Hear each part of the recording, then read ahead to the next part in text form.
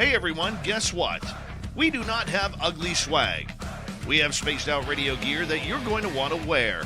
Why? Because no one wants to wear ugly clothing. So head on over to spacedoutradio.com and go shopping today. You'll be glad you did. And it's a great way to support our show. Once you get your gear, send us a picture of you rocking out in your SOR swag. spacedoutradio.com, shop there today, and make yourself look good.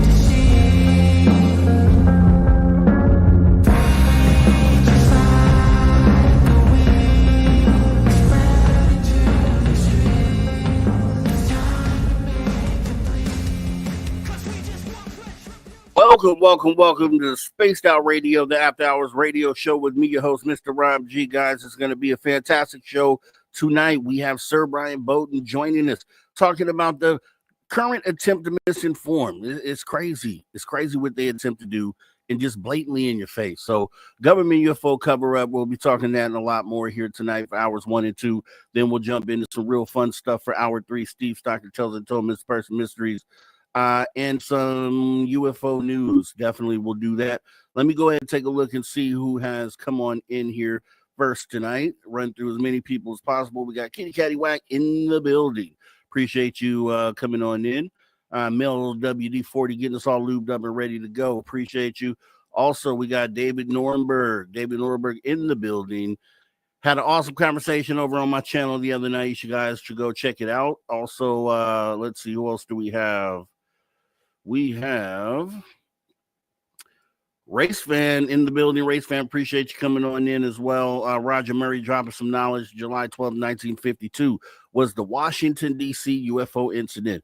Fleet of UFOs, and maybe we'll talk about that here tonight. Buzz the Capitol in the White House. Roger Murray keeping us informed. Appreciate you. We got Flat Six in the building. Hey, Flat Six, thanks for showing on up. We do also have Road Flare in the building. Hey, Road Flare. We got Thirsty. Thirsty is here. We got Frankie B. Frankie B is here as well. We got Eversore. Appreciate you. Let's see. Leapy Nebula in the building. Eternity Eternal. I see you out there. And the Jaquetta. The Jaquetta, appreciate you coming on in as well. Thanks for showing up to the show tonight. Bob Thor getting it cracking, getting it going with the first super chat of the night. Appreciate your support of Spaced Out Radio. And thanks for coming on in as well. It's going to be an awesome conversation, as it always is. Presidential Zaddy in the building. Thanks for showing up. Kurt M as well. Hey, Kurt M. Thanks for coming on in. Super crazy movie geek. Oh, yeah, we want retribution. You know that's right. Shelly Montgomery. Hey, Shelly. Thanks for coming on in tonight. And Val SWPA. Thanks for coming on in. Thomas Rock, I see you out there. Thanks for coming. And I think we are pretty much, oh no, we're not current. Agent Smith, I'll get to the rest of you guys, I promise, on the break. Let me go ahead and get the podcast side started real quick. Welcome to Spaced Out Radio, the After Hours radio show with me, your host, Mr. Rob G. It's going to be a fantastic show. We have Sir Bryan Bowden in the building. We're going to be talking about government UFO cover-up. In the current attempt at misinformation, they're doing it right in front of our face. Hours 1 and 2. Also, we're getting some Steve Stockton Tells Untold, Miss Purse Mysteries, Hour 3, with some UFO and weird news. Guys, I'm ready. Let's go.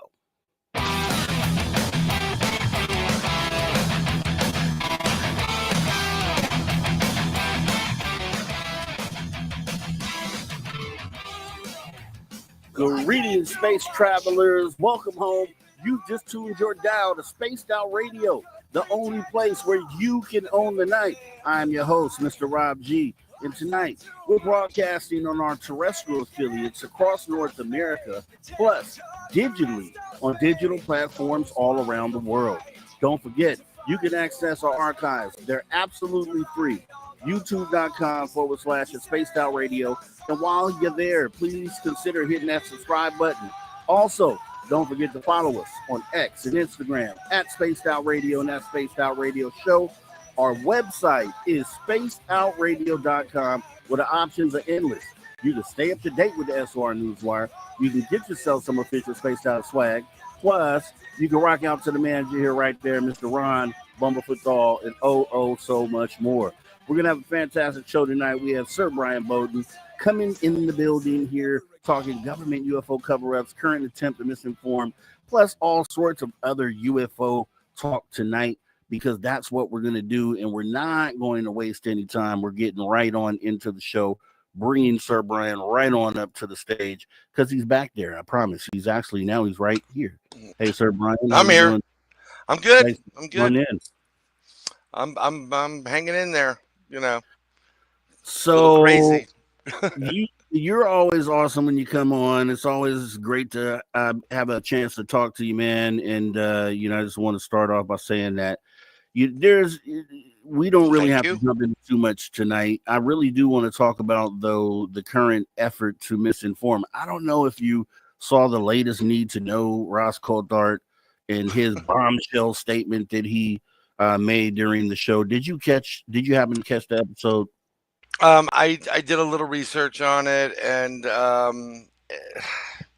he's trying to be very sensational, and I know what he's saying. He's talking about the drones in New Jersey being Chinese and everything else. The Tic Tac it's just no. So no. let me start off and let everybody say no. His quote. Ross Coulthart says this. He goes on and talks about the fact that the drones might be from China, from a source, quote unquote source. Once again, a source has told him that the drones are likely Chinese, and the reason why we came out with the White House press secretary Caroline Leavitt and made the statement that no, these are actually FAA approved things in the sky. The reason why he says they did that is to avoid embarrassment of the fact that Chinese drones are in our airspace for 2 months and we can't do anything about it. Very unlikely, I feel like, but we'll get into that more. And then he ends off the show with this quote right here, this statement rather. He says, "Bryce, I know categorically that the Tic Tac is Lockheed Martin technology." And the bomb blew up. Bryce Zabel was like, "What are you talking about? Like, what? Where does this come from?" And then come to find out, because I said this before, I looked in the comments because I wanted to see who the immediate reaction from the people out there. And it said in the description of the video that Bryce Zabel had no clue that Ross was going to come with this information. So that for me felt kind of strange. And it was like, okay, here we go. It seems to be blatant attempted misinformation right in front of our face. So how did you feel about the statement? How does it make you feel? Do you believe it? Like, what is your thought on that, on both of those things that he said? They're all just made up conjecture. Don't get me wrong. Lockheed Martin has a lot of stuff, and they're one of the few that have been given technologies to go with on the private sector. so they don't have to. The government people don't have to, testify like, yeah, we have it. They can just say, no, we don't have anything, and that's been in the works for a while. Their skunk works is huge. I mean, I actually posted a graphic. It's been going around of the different types of aircraft that they've been creating, and they're very reminiscent of the TR-3B or a combination of two or three of those, very geometric in pattern, but they're not responsible for the Tic Tac whatsoever. Actually, does anybody remember or know where the first Tic Tac was seen and what year it was? I want to say it was in the early 50s. Is it right? Somewhere around there? Yeah, it was during the Trinity test in 1945, I believe it was. Yep. The first test, the Trinity test, when they discharged the nuclear material, claiming that it was munitions, by the way. There was a Tic Tac that was in the area, and eventually that crashed, and a couple of kids picked up the some of the remnants of it. They found it in the woods. They picked up this stuff that looked like string, but the string would glow. And several of the kids have had the string since that time period. Even they're older now, 80s, 90s, whatever, and they used to put it on their Christmas trees and have them light up because it glowed in the dark. So there is Tic Tacs that have been throughout history. And it's really interesting if you listen to Joseph McGonigal, who is the remote viewer. He talks about it on Sean Ryan's show, and that's been known for a while. He actually postulates that maybe we're the extraterrestrials, and these Tic Tacs were here prior to us being here, because they've had many type of Tic Tac type of craft throughout a long period of time that are seen. Now, the one that's the famous one recently, I saw that years ago when it first came out, and I was like, when it really made the news, I'm like, this isn't news. I've seen this, but I don't know if I was given it by a third party a long time ago, and I've gotten a couple of videos that way, or if it was, I don't know, maybe through my own research, and I'm like, oh, this is interesting. So it's not Lockheed Martin. And as far as the Chinese drones are concerned, Chinese definitely use balloons, but the drones that were over New Jersey, let's get specific. They were there. There were a variety of drones utilized, and it was a lot of our stuff. And it was on a mission because we had missing nuclear material.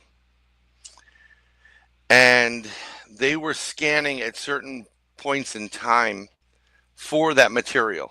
They can detect it, and they have different means of detecting it. I actually did, I know some people, we'll just leave it at that. And I did a deep dive remote view on this. I gave them information of where to look. I said it's a nuclear material. It's something nuclear.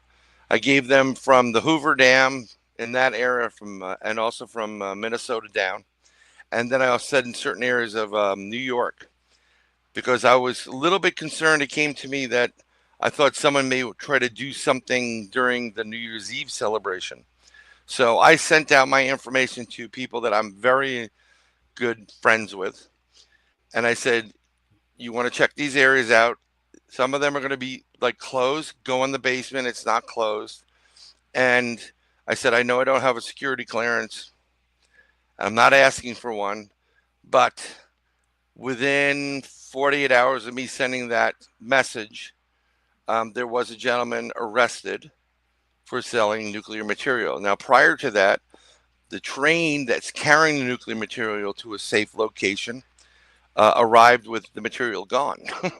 So we had a different incident. But as far as the Chinese are concerned, the only part of that an Asian being involved in that incident is the individual that they caught, I believe, was Yakuza, and he was trying to sell that material.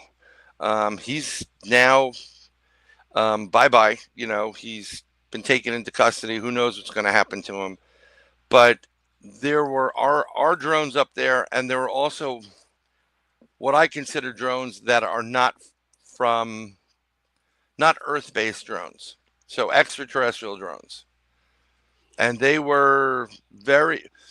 The difference is those drones were going right up to the other ones and checking them out, and a couple of them, as other drones got closer to them, they'd be shot down by the extraterrestrial drones. But over the areas, it's over Bedminster, Donald Trump's place, and over at Picatinny Arsenal, which I've been up to many times because I used to play for charity a golf thing around there, and I saw a huge UFO over the lake that's just outside of the waterways there many, many years ago. I mean, it was massive. It was just hovering over the water there. But I don't think anything Chinese was related to this. And I don't know where Ross is getting his information, but there's so many different. Have you noticed there's so many different people whispering in the ears, and it's all BS? I got something for you on that, because yes, I Yeah. definitely have looked at that, and I actually recently did a show on my channel where I kind of broached this subject here, especially when the news first hit.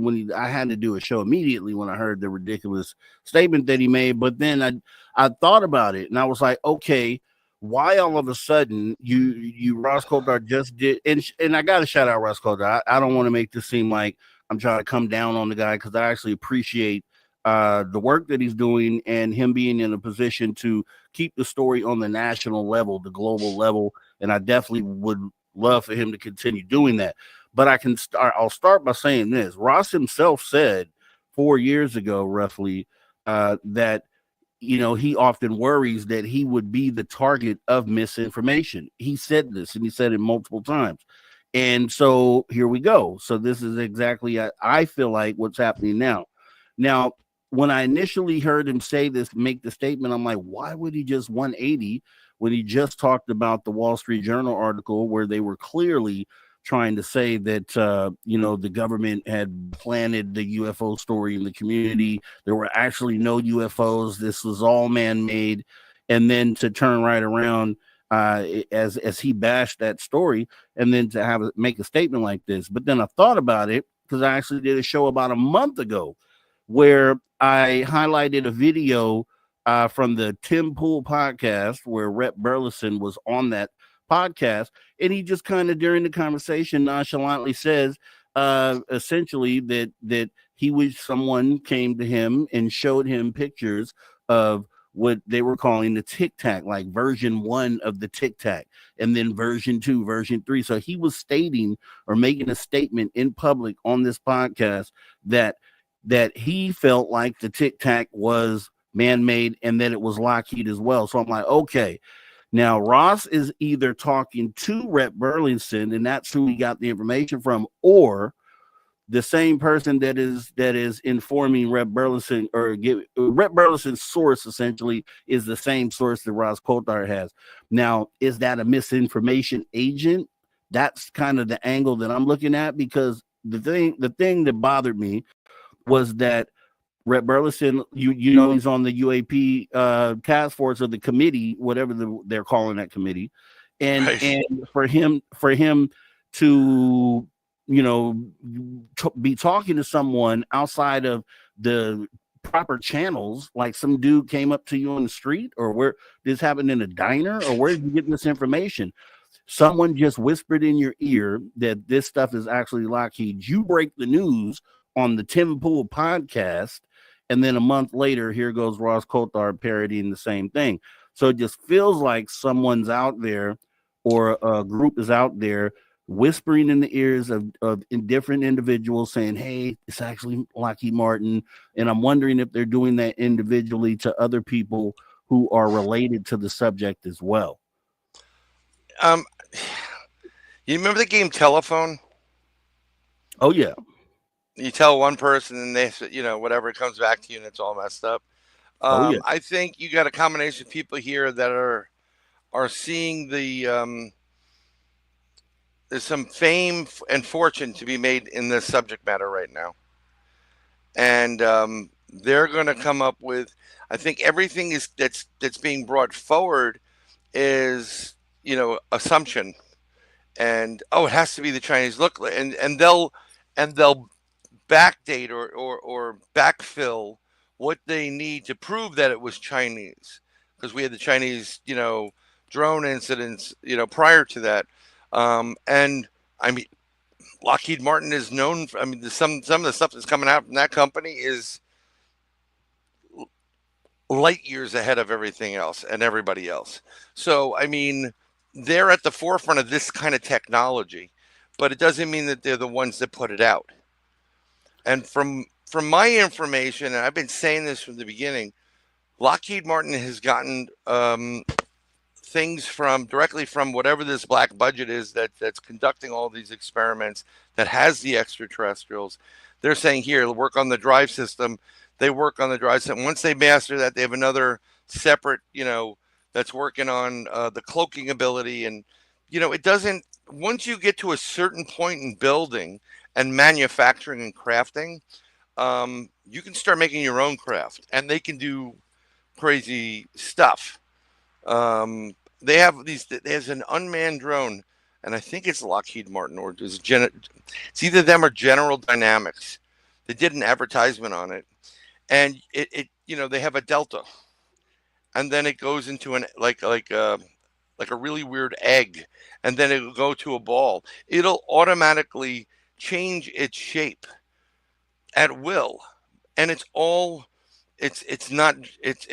AI driven. Nobody's in it, and it could do maneuvers like those 90 degrees because it doesn't have a human being in it that's going to be hit with the G-force. It just controls it. So who's doing the tic tacs? I think they're, since the beginning, I think it's just we'll call them extraterrestrial, but there's definitely a group or a race of something that have manufactured these things, and they're monitoring us and they're checking out, and it does more than just hover and play peekaboo or whatever. They're using it to test us and see how far we've gone and how capable we are. But I don't think it's Lockheed Martin, though. Yeah, I don't either, and I'm hoping that Ross Coulthard kind of looks at this, because I would have thought that responsible journalists would have thought about this at least before bringing it out, because essentially what he did, he talked about this 3 times during the 1 hour interview, or 1 hour show rather, and it just seems like it felt like he was attempting to say, forget everything else.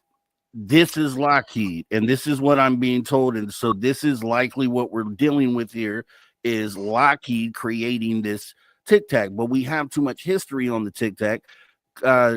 Colonel or Commander David Fravor comes out immediately after this statement is made and says, no, what I witnessed was not man-made. And so it's like, okay, why? It just feels like an attempt. It feels like it's piggybacking off of whatever the Wall Street Journal was trying to do there. So whoever told them to write that article, it seems like that this new narrative, or it's not really a new narrative, but this narrative is piggybacking off of that, and they're attempting to make this be the way forward for not just us in the community, because we know better, but for like the people on the outside that might be peering in. Yeah, what's great about it is Ross is just going along with it, and he doesn't come forward with who, what, where, when, why, how, like the old journalism thing, which he is a journalist. He's an investigative journalist. So someone must have shown him something enough to validate what was being said initially. So now he's not really he's not really in Dutch for it, because he's like, yes, and the Chinese were involved, and blah, blah, blah. He's just parroting what was initially dropped. But I think he's doing it to maintain. A lot of these people have egos, and they need to maintain a certain level of audience. And they get off on it, and then they make money on it. I mean, he's an investigative journalist. He's a documentary filmmaker. This is going to translate into a movie or a TV special, movie, books, appearances. Keep the money coming. So he wants to be, He's on the other end of the world, so he wants to be at the forefront of it as well. I mean, he's an interesting. He presents himself better than a lot of other people, but I, I still say the same thing. With the exception of the pilots that actually were on duty and testified, and there's not many of them, who I believe wholeheartedly what their experience was. Everybody else is full of it, and it's a gigantic smokescreen because that locks us into this box over here for a while all this other stuff's going on over here.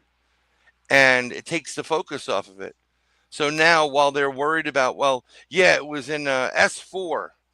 Well, eventually maybe they say, okay, we're going to go to S4. Well, they've already moved everything at S4 to, D5 or Right. whatever other location. Like, Area 51 isn't it. There's another one that's, the new area is, up higher. It reminds me of the Simpsons episode. Sounds crazy. When they become stone cutters. Like, don't call the 911 number, call the real number, 922. It's like, no. And I don't understand how it all, everybody gets crazy with this, and there a lot of people are believing it. I know people want to believe in this stuff, but think logically. I think one of the things that happens is, and I think one of the things that people are probably, and maybe even Ross in this case, which is making him take this path, is because as we know, friend of the show, the legend Jim Goodall, who is friends with Ben Rich, and the Ben Rich statement from back in the early 90s, where we have the technology to take ET home, or something along those lines, what he said. Yes, we do. Maybe they're taking that to the bank.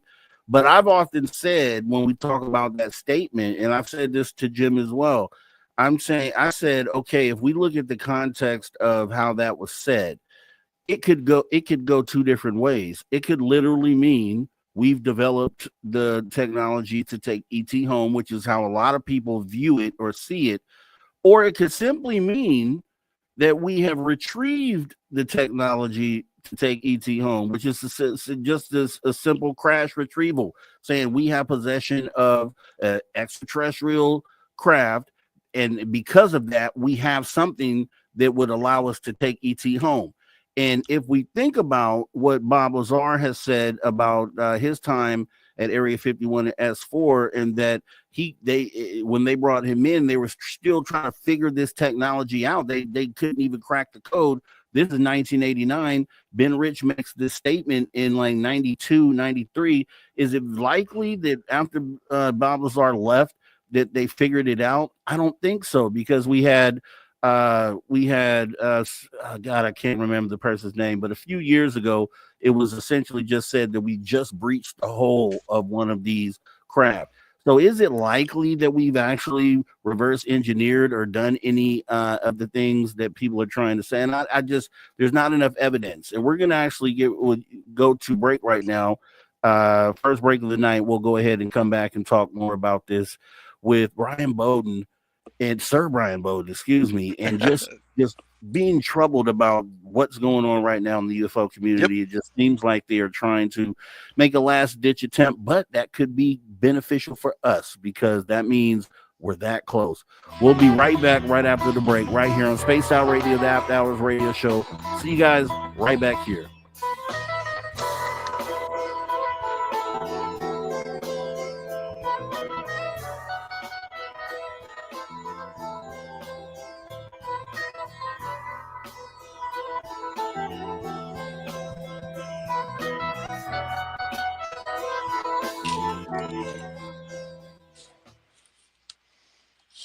All right, we're clear. No problem. And we got some people who I didn't get to. Let me see. Lulu Bell, thanks for coming on in. Undead Jed, appreciate you showing on up here tonight. Kurt W75, I just saw you there. Thanks for coming in. Woo Riders DG, appreciate you. Let's see. Tam, thanks for coming on in. Let's see, Bob Gray. Hey, Bob Gray, thanks for showing up. Stargazer, appreciate you coming on in as well. Let's see, who else did I miss? Kim Jellin, thanks for coming on in here tonight. Hypersonic, hey Hypersonic, appreciate you coming in. Let's see. Delilah, hey Delilah, thanks for coming on in. And Mark Eddy, hey Mark Eddy, appreciate you showing on up tonight, Mark. Long time, buddy. Let's see.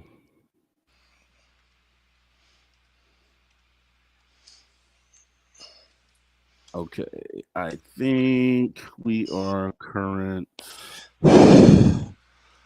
Yeah, we are. Cool. Yeah. Hey, Woo. Hey, Mark. Hey, Lulu. Hey, everybody. Reading the chat while it's going up. Blue Cruise, thanks for coming in. Yep.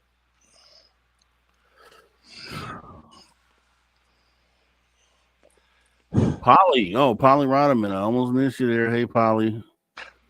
Thanks for showing up. What time is it in Israel? I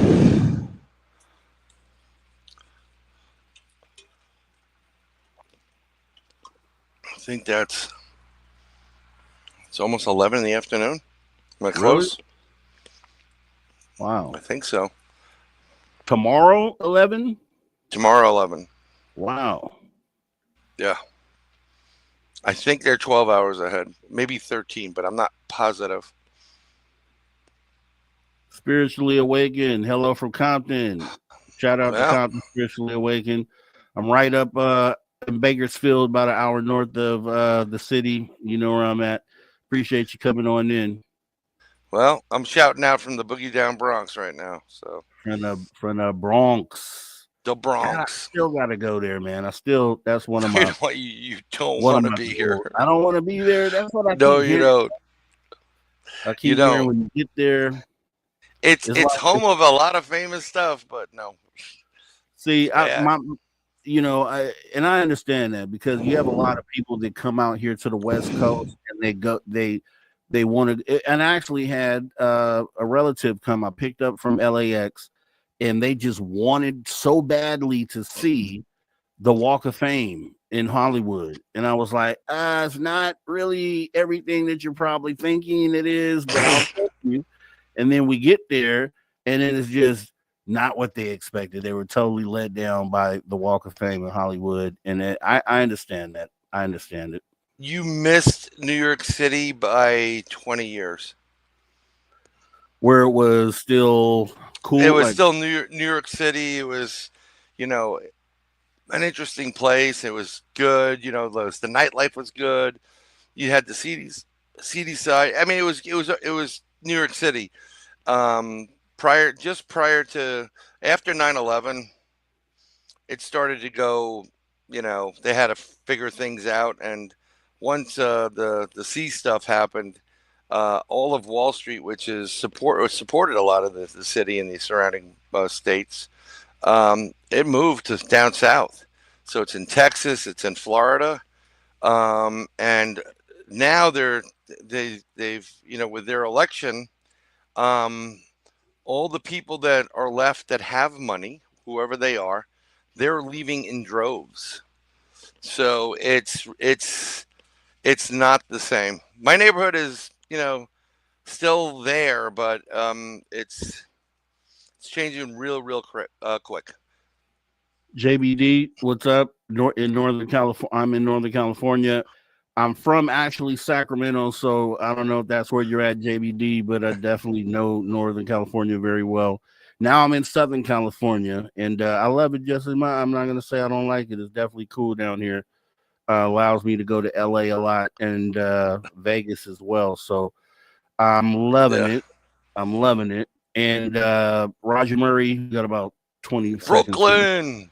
Yeah, he's from Flatbush. If I wasn't getting in a fight in Brooklyn, I had a girl take my heart out of my chest and grind it into the freaking sidewalk of Ocean Avenue. Yeah, that it happens like that, man. Yep. I got some stories as well, man. I got some No stories. sleep too. Hey, that's it. That's it. We got about 10 seconds here. We're coming back. Sure. Let's go, guys. Let's go.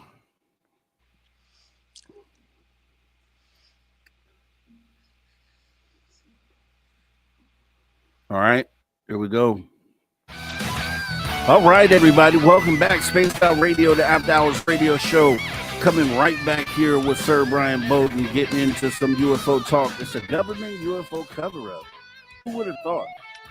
The current attempt to misinform, and they're doing it right in front of our face. But as I said before break, I think it's actually a good thing. We'll talk about that and a lot more. If you miss any of the conversation, make sure to jump in the archive, absolutely free.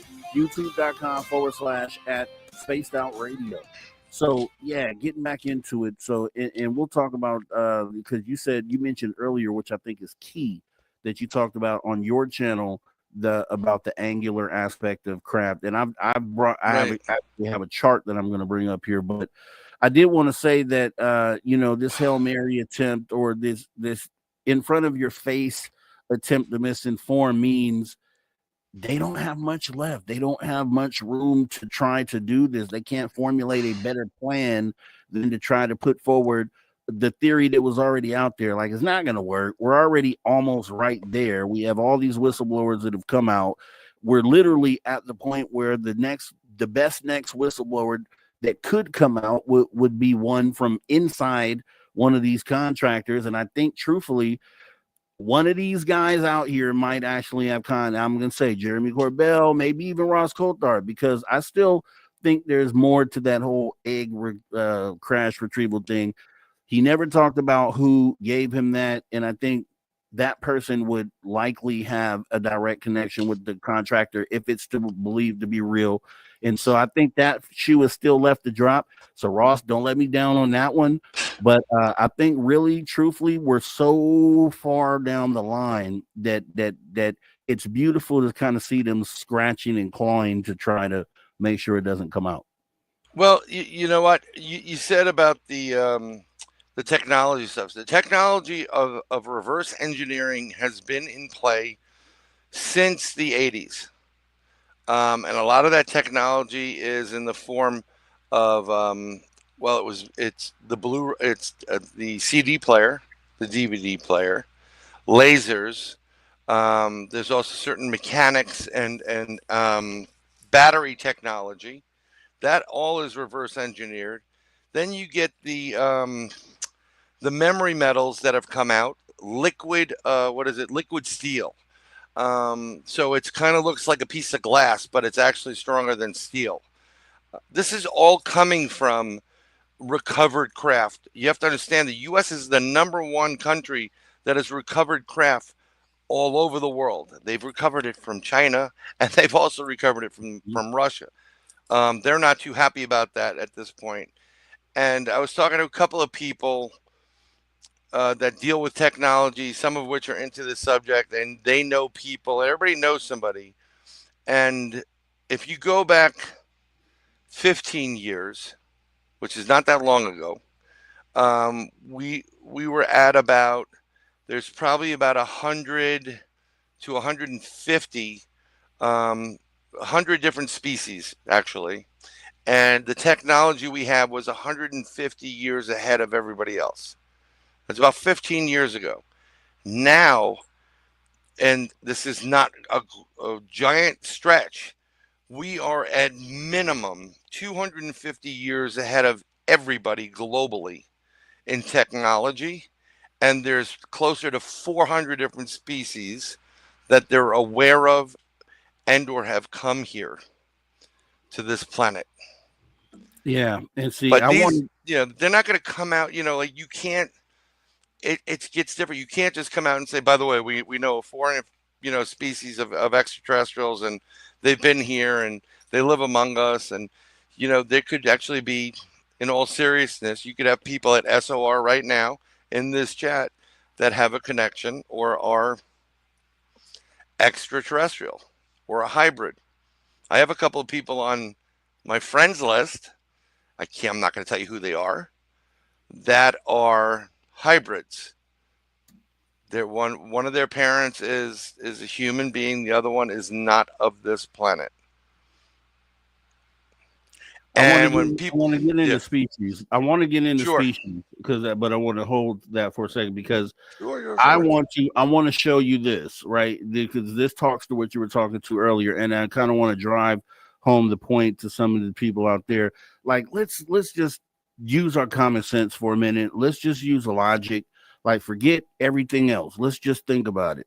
So when we're talking about these contractors, and yeah, they are definitely, I'm sure they have some really wild stuff that they have and they haven't released yet.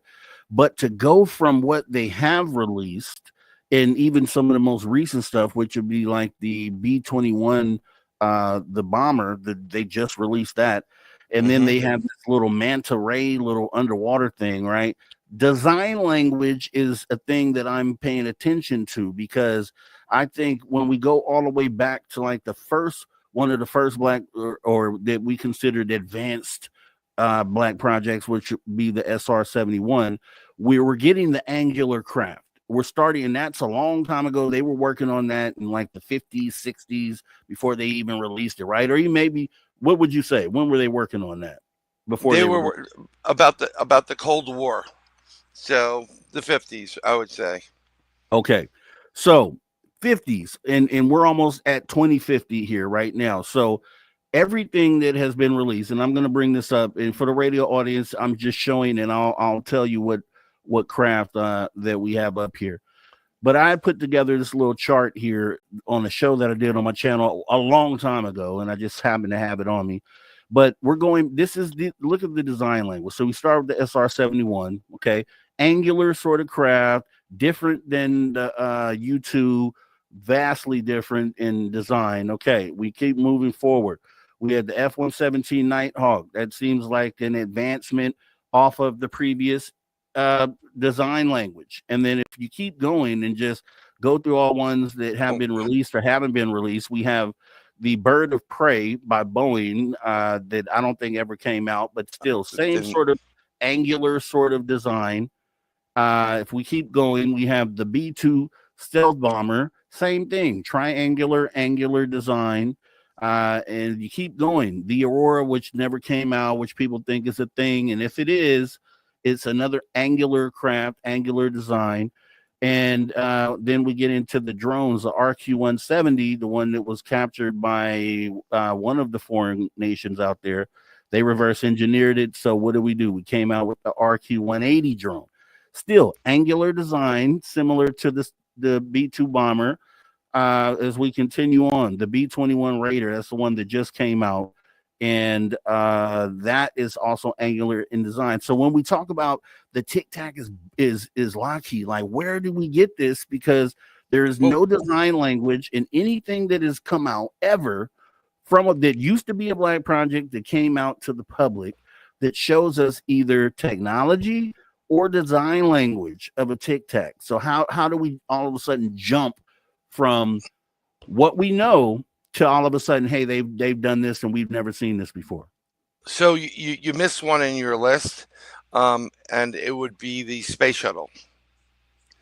The space The space shuttle shuttle, was, if you yeah. think about it, space shuttle is what really started them designing different type of spacecraft, and that was the first one that would fly back on its own. So that's the progress.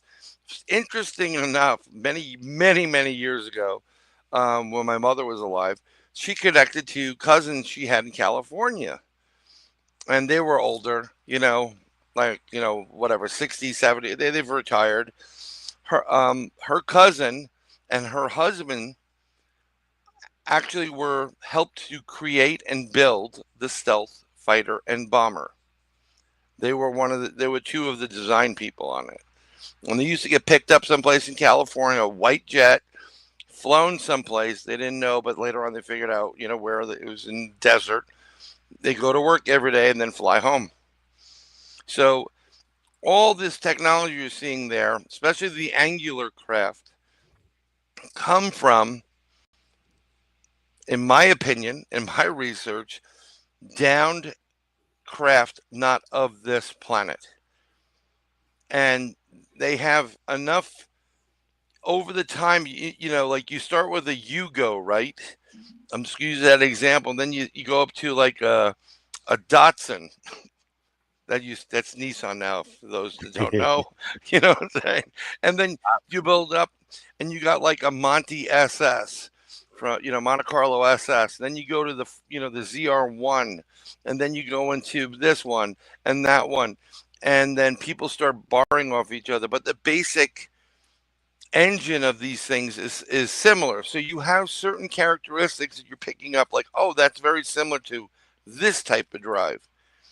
And we know that. Let's see how we can enhance it. And when they start recreating the technology needed and the manufacturing needed to create certain technology pieces or components, at that point, once you get one thing to fly at a certain zero gravity, it's not that far a stretch, since you understand the science behind it, to start experimenting. But the Tic Tac is more of a drone. And that's why we're getting, a lot of these drones we have currently, the last 5-6 years, they can go. We have drones that go from air into water and back out and go back up to the air. So it's very reminiscent of the Tic Tac. And inspiration is the mother of creation, right? So if you have these people like, well, let's see how they did that on a smaller craft, you can figure it out, especially if you don't have to have humans in there.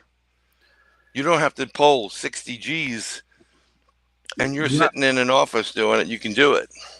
We don't have anything that tells us that we have built something that takes us from 80,000 feet to sea level in less than a second. That is just crazy. And for anybody who thinks that we built something that goes from 80,000 feet and it's really higher than that, because I think the radar caps at 80,000 feet. So when they say that, they're actually talking about things coming literally from outer space and then dropping down to sea level in a second. That is just insane. And it's just we don't have that.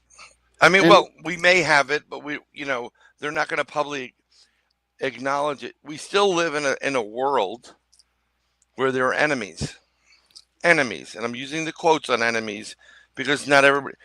If people would just sit down before they started bombing things and really come together and work, and not the political BS, and say, listen, we have the capability of leveling your entire country. We don't really want to use it. What can we do to get you guys to stop with the BS? And they had a real dialogue, we wouldn't need all this stuff. But since we have enemies that are in competition with us, China, Russia, you name it, Iran, whoever, Israel, all of them, we have to keep things very close to the vest.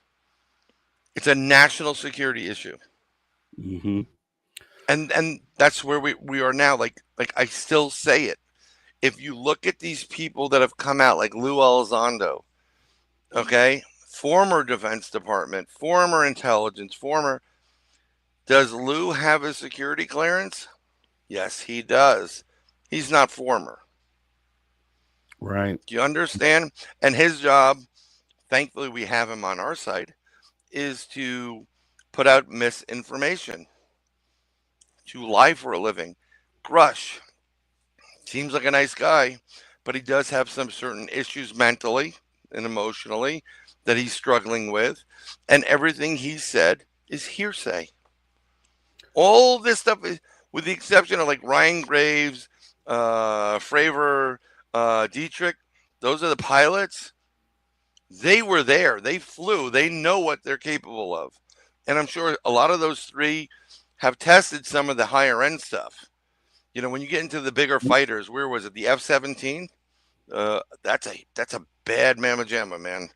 That stuff can do things that are insane. But it uses traditional lift, and they all do. And that's the thing. There's nothing that we have that we've seen that has been rolled off of an assembly line that we can say this came from a human being. that exhibit that can fly without using air for lift, and that's just period. We don't have anything. There is nothing. There's zero. There, So there's something called the TR3B that I know a couple of people that will swear. Well, they won't do it publicly, but they said, yeah, when we were in Iraq, we saw it, and it was shooting. Yeah, it was shooting at things. This is what happens, though. You end up going your whole life thinking that they want you to think that we have that. That would be actually the play would be to make you think that we have that, right? And you never see it. It's just the storied, rumored thing that we have in the back that you never get to see in your lifetime, and that's how this is going to go. So if you allow it, so if we just took this Tic Tac story and said, man, Lockheed, okay, when would Lockheed roll that Tic Tac out? Probably not in your lifetime, probably not in mine, which means you would never be able to prove if they actually have it or not. So do you go with the story, or do you go with the historic release of equipment, and which is what we have here on the screen? There is nothing that exhibits, and the TR3B obviously is something that has been rumored. People said they've seen things out there that they think is the TR3B, but we've never touched it. We don't know if it is actually it. We don't know if there's a man inside of that or extraterrestrial. We have no idea. And as you said before, and I truly believe a lot of these early designs came from something that they saw, and they're attempting to mimic it. It's not going to have the same performance capabilities. It's just like the guy who carved a what is that? A cyber truck out of wood, right? It looks like a cyber truck, but it's not a cyber truck, right? And so I think that's some of the same thing here. Of course, we want our adversary to think we have a Tic Tac, but we don't. We don't really have a Tic Tac that we built. We have not cracked, as far as I'm concerned, until we can show or connect a direct line to the fact that we have conquered anti-gravity, or we've created anti-gravity. It's just going to be a story, and it's not something that we could take to the bank. The thing we do know is we know the extraterrestrial craft have conquered anti-gravity. So if we're seeing something in the sky that is exhibiting characteristics that show no discernible means of propulsion, the thing that we could take to the bank is that the extraterrestrials have that. There's rumors that we do, but there is no proof. So if you see it, you'd probably have to go with extraterrestrial. Okay, so I'm going to use this as a perfect example. So there's a current conflict between Ukraine and Russia. Mm-hmm. Okay, and they gave Ukraine some fighter jets, whatever it is. Russia has fighter jets, MiGs, whatever. But a lot of the conflict is being handled by drones. I think they sent like 13,000 drones in just today or the other day. Russia did back into Ukraine. So in relationship to extraterrestrials, you have to understand something here. The entities that are mostly piloting all these craft are extraterrestrial biological entities, the little grays. They're drones. They do not succumb to G-force, pressure, blacking out, what have you. So that's a technology. We still have that technology. There's plenty of we can create and replicate. It's a fact. In what way? What could you give us an example of that? Well, you're seeing it recently with the dire wolf coming out, but there are things we are working on right now. There's cloning involved. We've been cloning pets for a while. We've been cloning animals. If you don't think that they're already cloning human beings somehow, they are. They may not admit to it because there's certain moral, ethical things there because you're not allowed to do that. But we have that. So we also have drones. Mm-hmm. None of these drones, none of the drones that are current in the last 5 years need any type of human being to be on the actual drone or operating it internally. They are sitting in a shipping container, and it's like playing a video game, and they're not feeling like they can go 90 degrees because in an instant at Mach 3 because they're not feeling the G-force. Right. Okay, see how we're getting to the point where the TikTok can do 500,000 feet down to 50 and stop a foot above the, or whatever it is above the ocean. The We're at anti-gravitics, though. The anti-gravitics is what separates it. Yeah, we can build something yeah. that does that, but they use propellers and impellers and the means of propulsion that we understand. But Tic Tac is exhibiting anti-gravity, and we don't Well, have anything that we've done that gives us that says, hey, humans have anti-gravity. Like, we haven't seen anything, or we don't have proof. We can we are assume worried. that looks like a man-made craft and it's exhibiting, but we don't know that that's a man-made craft. Exactly, but we are playing around with anti-gravity in many ways. Look at the Japanese bullet train that hovers over a magnet, Mm-hmm. and it goes tremendous amount of speed because it's a magnetic, electromagnetic base thing. Look at electromagnetic pulse weapons. We are Mm-hmm. playing around with anti-gravity type of stuff in certain aspects that you're hearing about. And if you can start doing it one way, that they're taking that, and their main focus is in weaponry. How can we be better than somebody else? Even the current president said, and he didn't give away the farm. He goes, "We have stuff that's out of this world," and he even he also said that there was a certain black book too that hasn't shown up there. There's so we can't just say because he said that, and we don't know that he actually saw that. See, that's the thing. no. Once we start going down that path, I think is where we start losing it. Like, if we just clear everything off the table and we look at what we do know, like what we know for sure, that's kind of what we have to do. We have to kind of look at exactly what we do know and then kind of formulate opinions off of that. Because we can wonder what they have at But Lockheed. but there's three things we have to formulate of what we do know. What we do know publicly, like what we're talking about right now, versus what they know in the industry, military, versus black budget. And those have huge gaps in it. I mean, okay. I believe Lockheed Martin has stuff that you'd be like, oh my God, what, that people have seen. Military generals have gone out to the testing because they want the money. It's all about this. Okay. And we're talking about some major league technology. And eventually we'll get to a certain point in the conflict where it's not going to be fought by human beings. It's going to be fought by these type of devices like drones. And eventually that's when you'll start seeing things. Least we forget what that, during Operation Paperclip, when von Braun was here and the reporter asked him, they were so close, you need a lubricant. That's how close they were to winning the war. And he admitted we got help from them. And it wasn't angels and it wasn't whatever. It was extraterrestrial base. And who's to say after 250,000 Nazis disappeared the day the war was over, disappeared. Maybe it's them.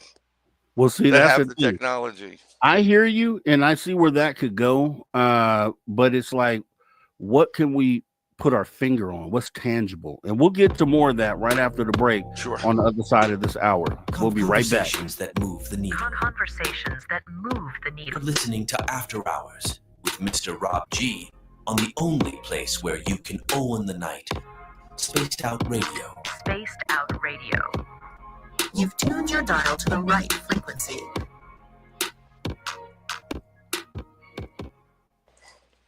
All right, we're clear. Awesome stuff, Ryan. We're off camera for 5 minutes. See you in a minute. Sure. All right.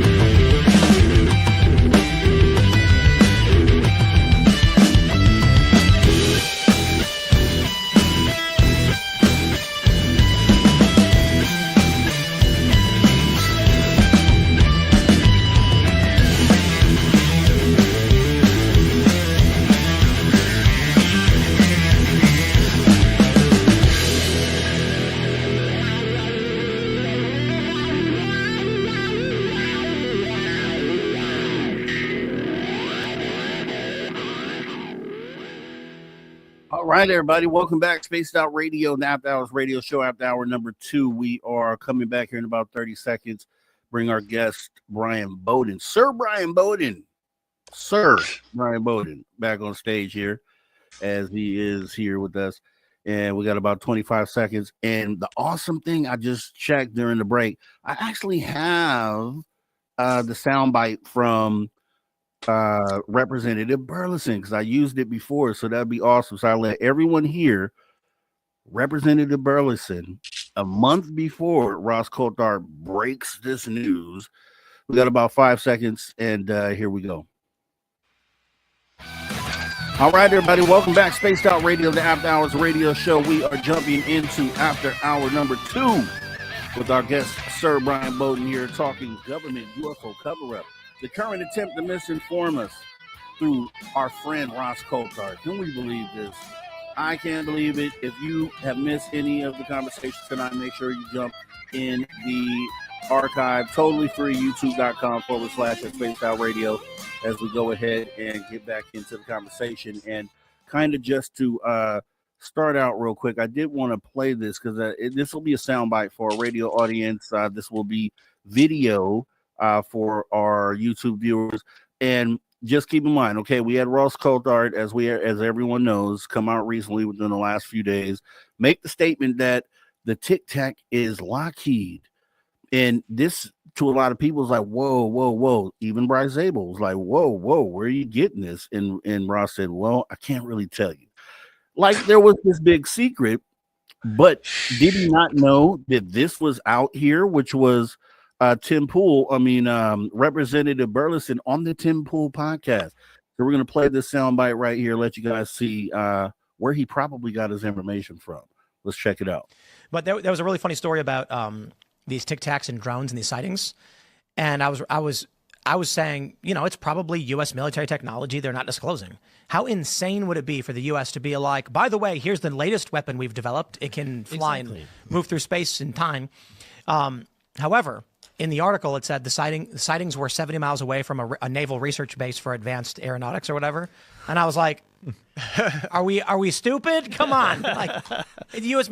So not all of it, but I think one of the explanations we get often is that the U.S. government likes the narrative of aliens because it does two things. It throws people off the scent of the weapons tech they're developing, but it's also terrifying to our adversaries if they do believe that aliens have allied with us and have given us advanced tech. Yes, I've heard that too. And there's moments where in this journey, I have come to that conclusion. But then there's also moments where, so for example, one individual, I've had two people come to me that say that the Tic Tac is a Lockheed Martin creation. The latest person that came to me says he has video of the first, second, and third iteration of the Tic Tac, and he's going to show me. So I'm trying to set that up. The way he describes it is that they had a prototype, they've made changes to it, they've made it more advanced, and then now it's in iteration number 3, which I did see a photo of, and it looks like pretty advanced military like craft, like a plane, but it's clearly human made. It's nothing that I've ever seen, our military has, but his claim is that they have discovered a propulsion that's a new type of propulsion. They used it in the first iteration, which was the Tic Tac. They have an intermediary one that they are more advanced with, and then now they're putting it inside of what looks conventional, so that it's not obvious. Disguised. Oh, that's interesting. So you're saying eventually the tech makes its way into things that we're already familiar with. Well, right. But I thought you were explaining that if someone were to see it, they'd say it's a plane. Right. They would say that's a military plane. Okay, so that was Rep Burleson at least a month ago on the Tim Pool podcast. He as he said that someone came to him, or a couple people. So this is obviously outside of the normal channels where the discussions that Congress should be having. If you're going to take and have any validity to the conversation is supposed to go through these other channels. You can tell right there that it sounds like some guy pulled him aside somewhere at a diner in a hallway somewhere, and then said this and showed him some photographs, which he says it also that this guy that they claim, which means that you haven't vetted or validated what you were being told or what you were being shown. So I think looking at that and then looking at Ross Coulthard now kind of parroting the information, is it likely that the person that came to Burleson or the couple people that came to Burleson also pull Ross Coulthard aside and give him the same rundown? And I think it's irresponsible to kind of just take that stance and kind of espouse that on just a random podcast, to be truthful. I don't know. What do you think about that, Brian? It's again hearsay, and see how he set it up. It's like they have the technology, but what they're doing is they're putting in crap we know, so we don't know. And the BS meter flies. No, I don't buy it. It sounds like people got together and like we're sitting around and thinking of things like, well, maybe they haven't. They put it in other craft that we have, so they'll never know that we have this new technology. And like, I just don't buy it. Here's it's part hard to of buy. It's like, well, yeah. No, I was going to on- say, Marv was saying like, trust me, bro. Yeah, it's like, no, I don't trust you. He's on the committee or the task force, whatever you want to call it, that we're trying to use, going through official channels to get the government to disclose information. And he's on this random podcast talking about something that some random person said to him that he hasn't vetted, that he saw some pictures of. We know AI can do some things. If it was AI that he was shown, maybe it was AI. If you go put Tic Tac UFO in AI right now, it's going to give you something with seams on it. Remember, I think Fravor said what he saw had no seams on it at all. No seams, seamless. Right. So it's like, okay, something with seams. A lot of people say, okay, that's got to be man-made. If you see seams, that's one of the, I guess, the keys there. So it's like, what did you really see? And what was the purpose of this person pulling you aside like that? And why did you feel confident enough to go in front? And he has a pretty decent fan base, Tim Pool. So you went in front of all these people and you said this, even though we're bringing you whistleblowers, we're bringing you evidence, we're bringing you firsthand accounts, secondhand accounts, and we're bringing them to you. They're telling you where the stuff is.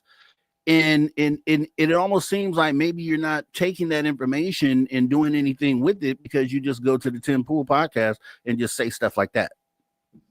I think the problem we have here for some reason is there's ego involved, big time ego. You kind of like the spotlight after a while. There's something about it. You get on these shows, you get book deals, you get money, you become the authority. Dave's had a couple of people on, and you guys have had a couple of people on that are, on this list. And it's a big coup, right? So like, how are you getting him on there? But it goes back to the same thing. What a great way to disseminate information that's untrue and create another block in the maze, and take them off a track and then get some other ends of it. So Ross jumps on board of it because Tim's saying it. No, I don't trust them. And if you understand what they do for a living, there's no reason to trust them. And if you understand about national security, I said it before, if I was the guy in charge of the U.S., I would not be releasing this information to anybody because it's a national security issue. And a lot of lives, health, safety, and security of people depend on us not releasing this information. That's true. And another part of this is that I think here's why I feel like these things are being done to specifically target the public is because the people in the know also know that there's a whole spy network out there, different countries spying on each other, and they know that that's BS. They know that statement is BS. So it's like you're not trying to fool the adversaries by saying this. You're not trying to fool yourselves or other people within the government by saying this, because you guys go into skiffs and talk about what the real deal is anyway. So you're targeting the public then. That's the only people you could be targeting. And then it even goes further to say that because you're on just a regular podcast, which has a lot of viewers, and then you get Ross Coulthard. So it seems like a targeted campaign directly aimed for the public. It's not meant to fool anyone else. It's not even meant to fool the UFO community, I don't think, because we know immediately we smell the BS. So there's a lot of people in the UFO community don't buy any of this stuff. I'm one of them, and I've stated it since the beginning. Anybody that has UAP come out of their mouth, just dismiss them immediately. They're UFOs. UAP is a narrative that was designed to change it from UFOs to UAPs to fit their narrative. And what they're doing is they're not only confusing the public, but they're confusing the legislator, the congressmen and senators involved in it. And they think they're getting some juicy information, and they're being used terribly. And this creates confusion, and it takes the heat off of them to either get more money, like this is a national security issue, because half of those people that are on these committees, they want, they're very pro military, and they want us to have better stuff. So they're going to throw money that way, especially if there's a threat from outside of this planet. How are we going to defend against it? Go build something.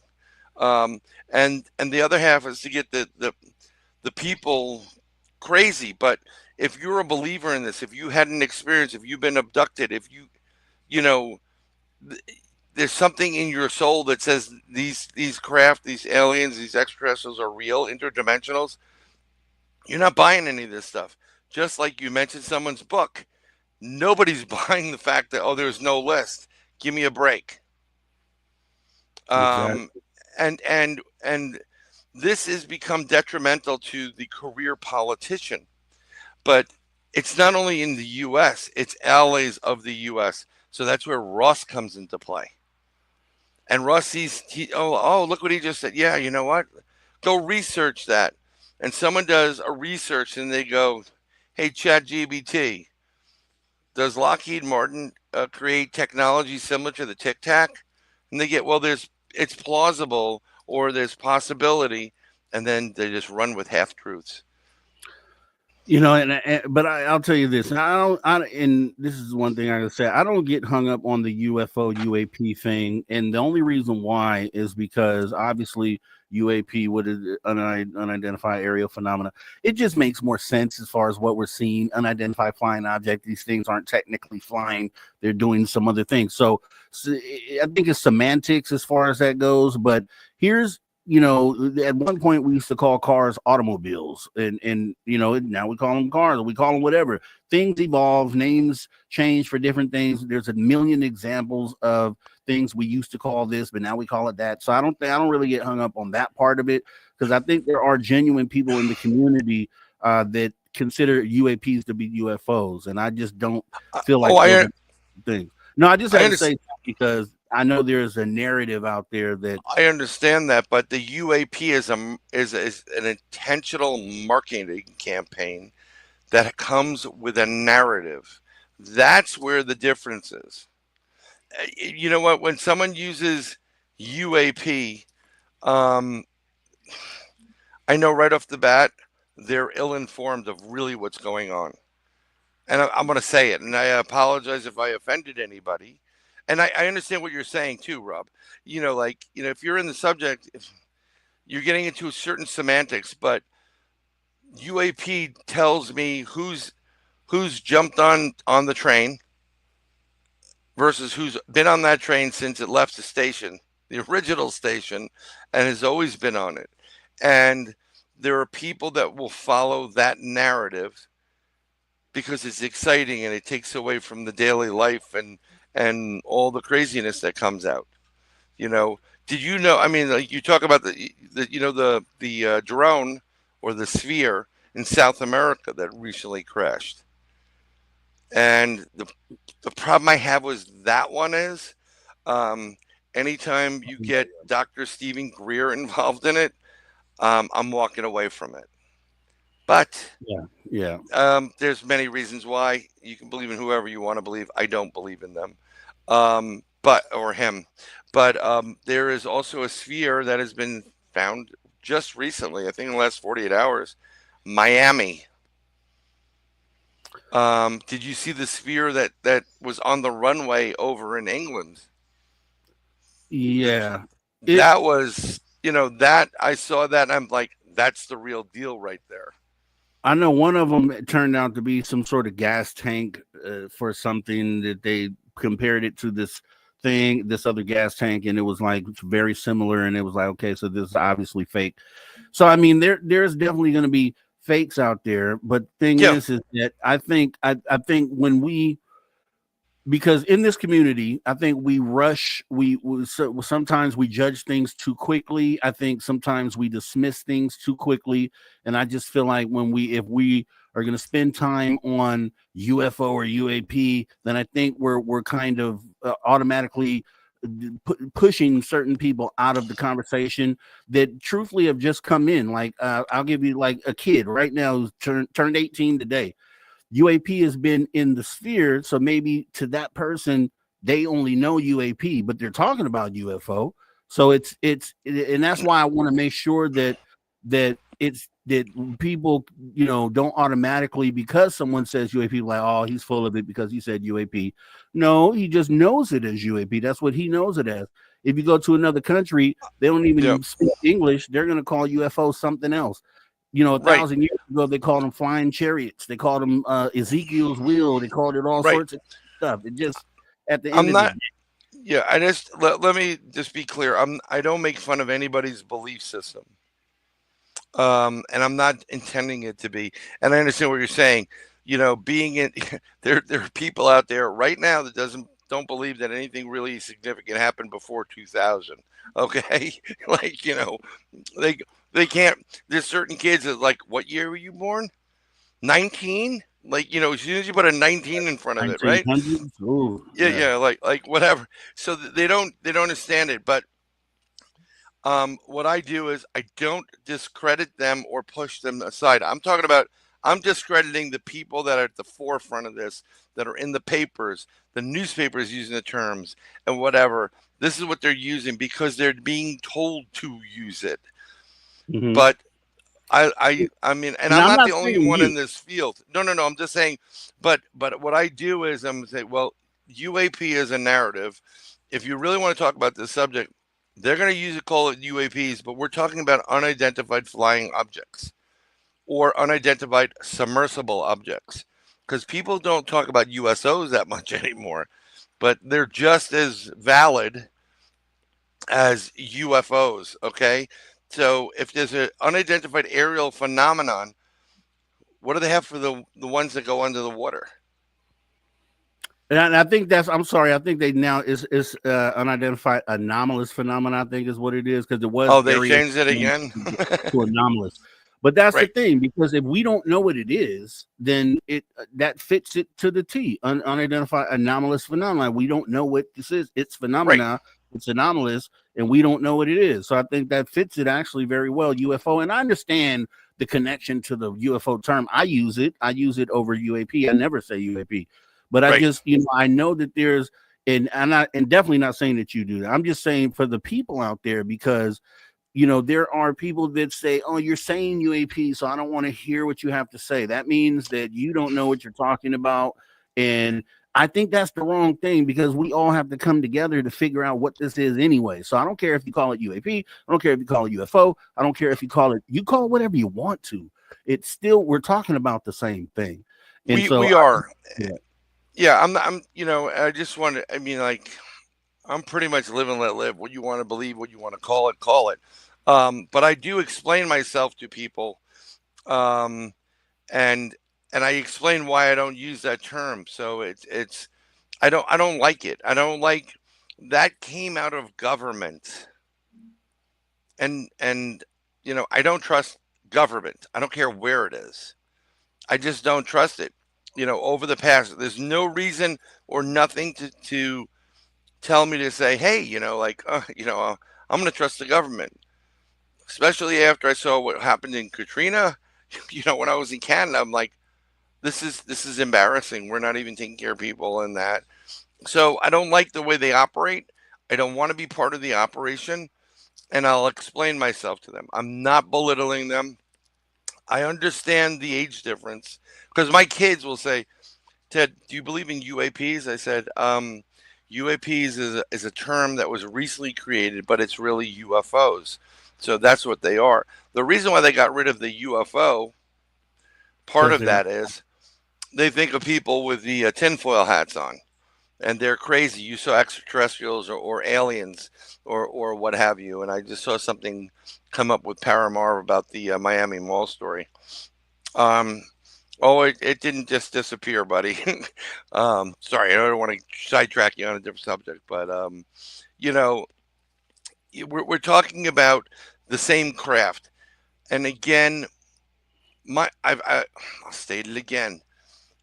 One day, I think very, very soon. I think this year we're going to actually get. We've had it recently. This has been bizarre. I did a prediction show for 2025, and I said we're going to see aliens making their presence known. And the way they're going to do it is they're going to take over the airwaves and the internet, and people are going to start getting messages. The problem we have in this world right now is AI audio, AI video, AI photos. We can't tell what's real and what's not real. Okay? And you could literally have an extraterrestrial come to you, like, hi, I'm an extraterrestrial. Like, yeah, whatever. Take them away. Or, you can have this communication. And recently there was some strange communications coming over certain accounts. I had it on a TikTok account that I had, but like true to form with me, I was permanently banned on that account. So I had to form a new TikTok account, and I have to go track stuff down. But you're going to see more of this stuff. And I believe that the true disclosure that people are really wanting and looking for will happen with the extraterrestrials themselves. They're going to just go land and go, yeah, we're real. Those people over there in those buildings, they're idiots. And this is what's been going on. And then the world will change. I'm hoping that happens. I think something like that's going to happen sooner than you think. I go outside every day. I go outside every night thinking right now is going to be the moment. I look up at the sky. As soon as I walk out the garage, I immediately look up. I look over here. I look because I think that the mothership is going to be sitting right there. And I'm like, it's going to happen like right now, because truthfully, it could happen. Wake up tomorrow and there's been this spaceship hovering all night long. And now they're here and they're showing us they're here. I'm just waiting for that moment because I think it's going to happen. But another thing that I want to say on the AI thing, I think it's dangerous when we talk about so dangerous. But here's the thing, because I think we're putting too much faith in AI as far as the ability for us to be fooled by what it is that it presents right now. It creates humans with 6 fingers and with things that don't make sense. So I think it's dangerous, because I think it's dangerous to say, okay, well, AI is going to fool us, so let's not even pay attention to photos or videos, because I think that will stop people from collecting evidence of photos and videos of UFOs. I think if we adopt that mindset now, that you're going to have a group of people say, yeah, you know what, you're right, I might as well not even take a picture or video because someone's just going to say AI. Oh, no.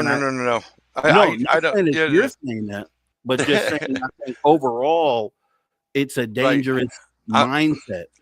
I'll tell you, ever since moving to Florida, and one of the reasons why I want to go down there was I wanted to go to Gulf Breeze, where there was like some major UFO stuff was happening in the 80s. But I've had hold right there, Brian. Let's continue that thought right after this break, guys. Sure. We're getting into conversation. It's getting crazy. Government UFO cover-up.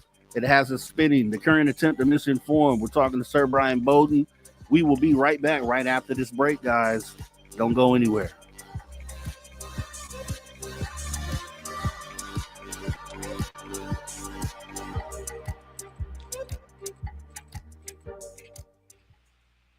All right, we are clear.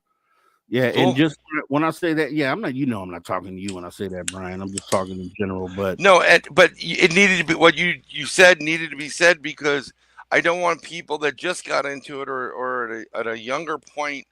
Not that I'm super old, to feel like, well, they don't believe. I don't want to push somebody out of the same school bus we're on. We're on that little yellow school bus because we're believing all the cryptids and the UFOs, and to be arrogant enough to say, well, you're not in our crazy circle, so you have to go and get on your own little bus. No, everybody's allowed on the bus. Everybody's allowed to believe what they can believe. And I always like to go with, I don't want to be mansplaining or whatever you want to say it, but I want people, I want to educate people so they know, so they don't get taken advantage of, because it gets scary after a while. It's weird, but it gets scary.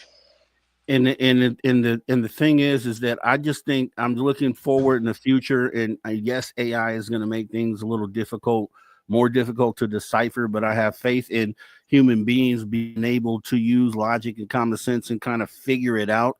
And so, when I just think that if the whole idea now is AI is so good at making videos and photos, that people now are going to feel like their photos and videos shouldn't be put out there because all people are going to say is they're AI.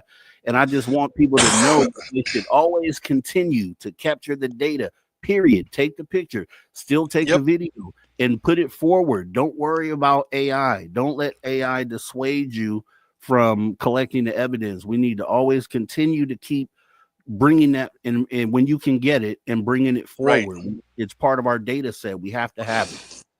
The reason why I'm against AI is it's based on whatever current information is out there right now. So if you have a site, and I love when people put Snopes up, it's like was a husband and wife. It's like one or two people, and they're giving you their opinion of what's true and not true. There's no way they can actually hit any of this stuff. So the problem with AI is it's black or white. Black or white. It's either left or right, one or two, but there's a lot of gray in between black and white. And that's what gives us the human factor, because they used it during the war, the conflict over in the Middle East recently. Israel used it to assign bombs going out. And all they did was, if it detected that person A, terrorist A, they say is a terrorist, is in village B, it just bombed village B to kill terrorist A. Didn't consider all the innocent people that are around that person. Mm-hmm. That's the gray area. Mm-hmm. So, yeah, that's it gets scary. That is going to be a problem. We need a watermark on it or something that you could run it through and. Well, see, we have that. Yeah. We have it right now. We have things we have things that you present an AI image or video, it kind of scans it and gives you a percentage of the likelihood that what you're looking at is AI.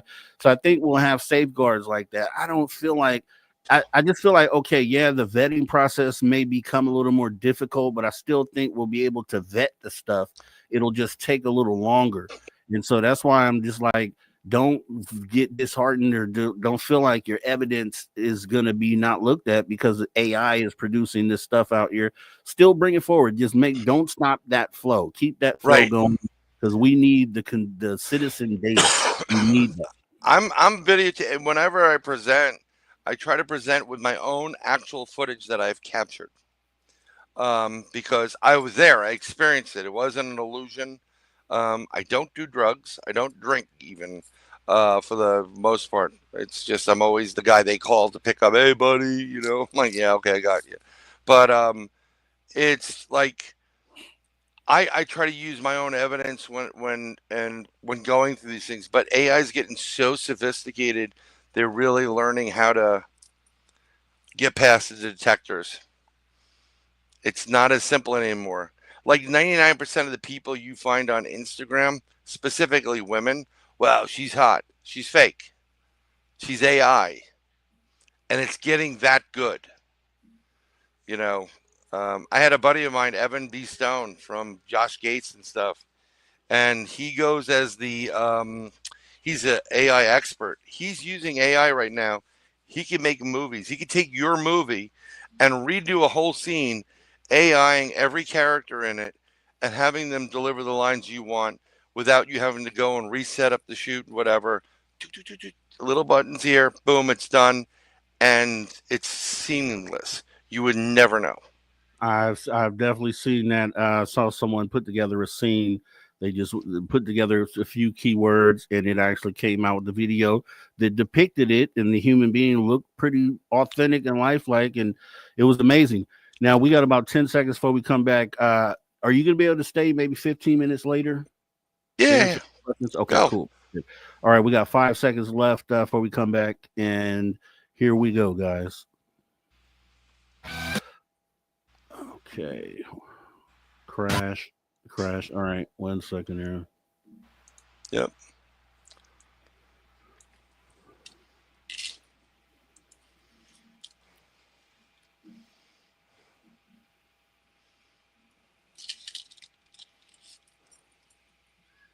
All right, here we go.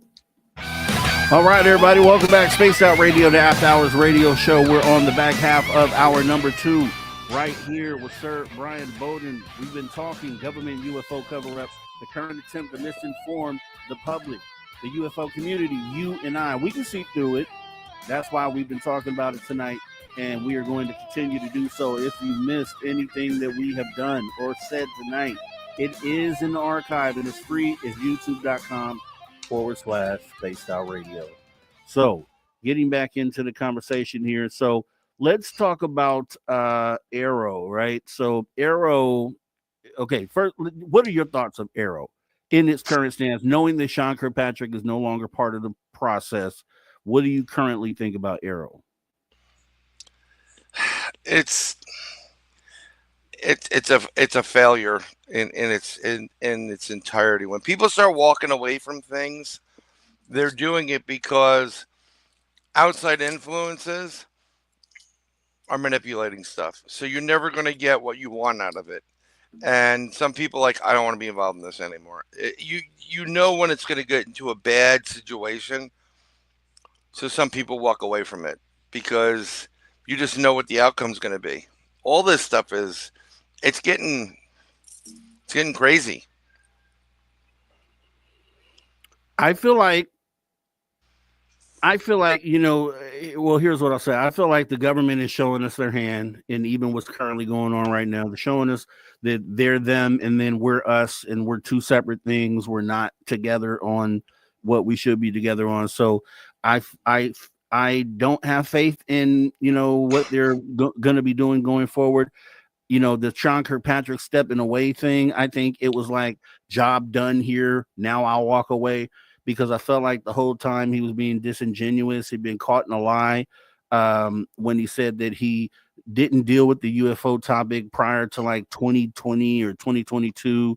And then what's the guy from Skinwalker Ranch? Brandon Fugel comes out with evidence showing him in a meeting in like 2018 where there are slides on the screen talking about Skinwalker Ranch and the anomalous activity, and Kirkpatrick sitting right there. And so it's like, okay, we already know what this is about. And I kind of feel like either he felt like the jig was up for him, and so he had to go because we already see he's a liar, so he can't really complete the mission, so he has to defect. And then now we have this new guy who people are saying good things about, but I'm not holding my breath on that. Okay, you have to understand something when we're dealing with this whole type of subject of disclosure, and in the U.S., okay, all these other governments are like, yeah, they're real. We have these files. Here you go. Because they don't have their hands in the big piece of pie. They had a crumb at one point, and then the U.S. stole it off their plate. Okay, so there are certain things that are taking place where if you get caught in a lie, it doesn't look good for the program. But you have to understand something. I think Science Bob actually has mentioned. I know I've mentioned. I've had a similar situation. There are people that sign non-disclosure agreements, especially when you work in government. And depending on how high the security is, the level, there are certain parts of your non-disclosure agreement which literally tell you that you're allowed to make up lies. You have to lie about X, Y, and Z to protect the integrity of the program. Do you understand? So you get like Lou Elizondo. Again, we're going to go back to him because he started it. He still has a security clearance, and he's still under certain NDAs, but his job is lying or deceiving. We've got that. But there are other people in the government that have different jobs, and they've been probably, as they've gone up on the pedestal or the ranking, you're brought into programs, then you're I forgot the term for it, but you're almost like sworn in again, saying you're not allowed to discuss boom, boom, boom, boom, boom. And they make a career out of doing what they do because they're very knowledgeable in other subjects. So lying I think it's part of it. It's acceptable. It's for national security purposes, but it doesn't look good for the program. And when people say, but he lied, he was there, Brandon Frugal, what does he have to worry about? He's a millionaire, billionaire? He's a great guy. He has Skinwalker Ranch. And Bigelow, who owned it prior to him, he knows stuff that would, drive you nuts. But as far as Arrow, just concentrate on, you got to get the right people there that really want this to get out, but do it in a way where our national security isn't compromised. I think here's what I was doing the exercise, and I think it's a cool one to do, a thought exercise on what they are probably doing. Like, okay, we feel like they're not telling us the truth. We feel like, so the statement that they commonly make, even with the new director there, the new director, I think his name is John Koslowski or something like that. But he has said that he kind of would be open to the extraterrestrial thing, but the end statement is still essentially no evidence of extraterrestrial origin of UFO and UAP were discovered. So when we say that, what does no evidence mean, right? Because the current thing in the news, there's no list, right? But we know there's probably something similar to that. So when we go talk about Arrow, no evidence of extraterrestrials. So if we read between the lines, could they be, could we look at that a different way is what I was trying to say. Yeah, well, so we do have evidence. Let's go back to Roswell. They said this unidentified flying object crashed. And then that's when they said, this is a bad idea. Let's wrap this up, take it. And that's where it all, kind of like went to hell in a handbasket because of national security purposes. So what he's saying is true. There still is no evidence publicly that extraterrestrials are real, and these craft are real. He's not lying to you, but it doesn't, privately, he may be very well versed in the fact we've got 37 extra, different types of UFOs in the background. They're being worked on right now, and we're using it to fortify our own military presence. I think what happens is, and I had a conversation with Dave Scott about it. I'm going to go back to something that happened recently in the first conflict where the Iranians retaliated against Israel. I'm sitting there watching this on the news. It's on the BBC. Which, by the way, before you go further, just we're not taking either side. We don't have No. I'm just using this as an example. And I'm watching this and I'm like, oh my God, that's a TR-3B. And there's a TR-3B. It's your triangle craft, 3 dots, and it's shooting missiles down. It's right in front of your face. And I'm like, is anybody, I'm I'm looking around. I wish I was in Dave's house and go, did you just see what I just saw? And yeah, it's a TR-3B. You're watching a TR-3B shooting down incoming ballistic missiles. I gotta So see that videotape. watch the video again. Trust me. I forgot the date of it. I had it and I put it up at one point. You can't miss it. It is a triangle with 3 lights on it. Pew, pew, just shooting them down, and they're going whoop, and they're going all out of the way. Okay? And I actually talked to my friends, and I'm like, one of my friends, I have a couple of friends in government. I'm like, did you see the TR-3B? And he's like, what are you talking about? I'm like, there was technology that we have that we don't have, wink, wink, was used to get rid of missiles. But that goes back to another conflict when they went in for, 9/11, whatever. I had friends that were there, and I said, what was the craziest thing you've seen? He goes, I saw a triangle craft, and it was shooting at the Taliban. And I'm like, you're kidding me. He goes, no, bro. I mean, I was out for, we were on a long, long stretch, but I've never seen anything like it. Energy weapon. Boom, boom, boom. I'll just say on that, because I haven't heard anything of it. I believe what you're telling me, and I know you'll send me the link to it. I'll find it for you and I'll show it to you. We'll park like that one. I won't. Yeah. So I think there's things that are public, but aren't officially said, hey, we're going to send this craft out there. But what I do think is, where you'll see it start to unwind the secrets.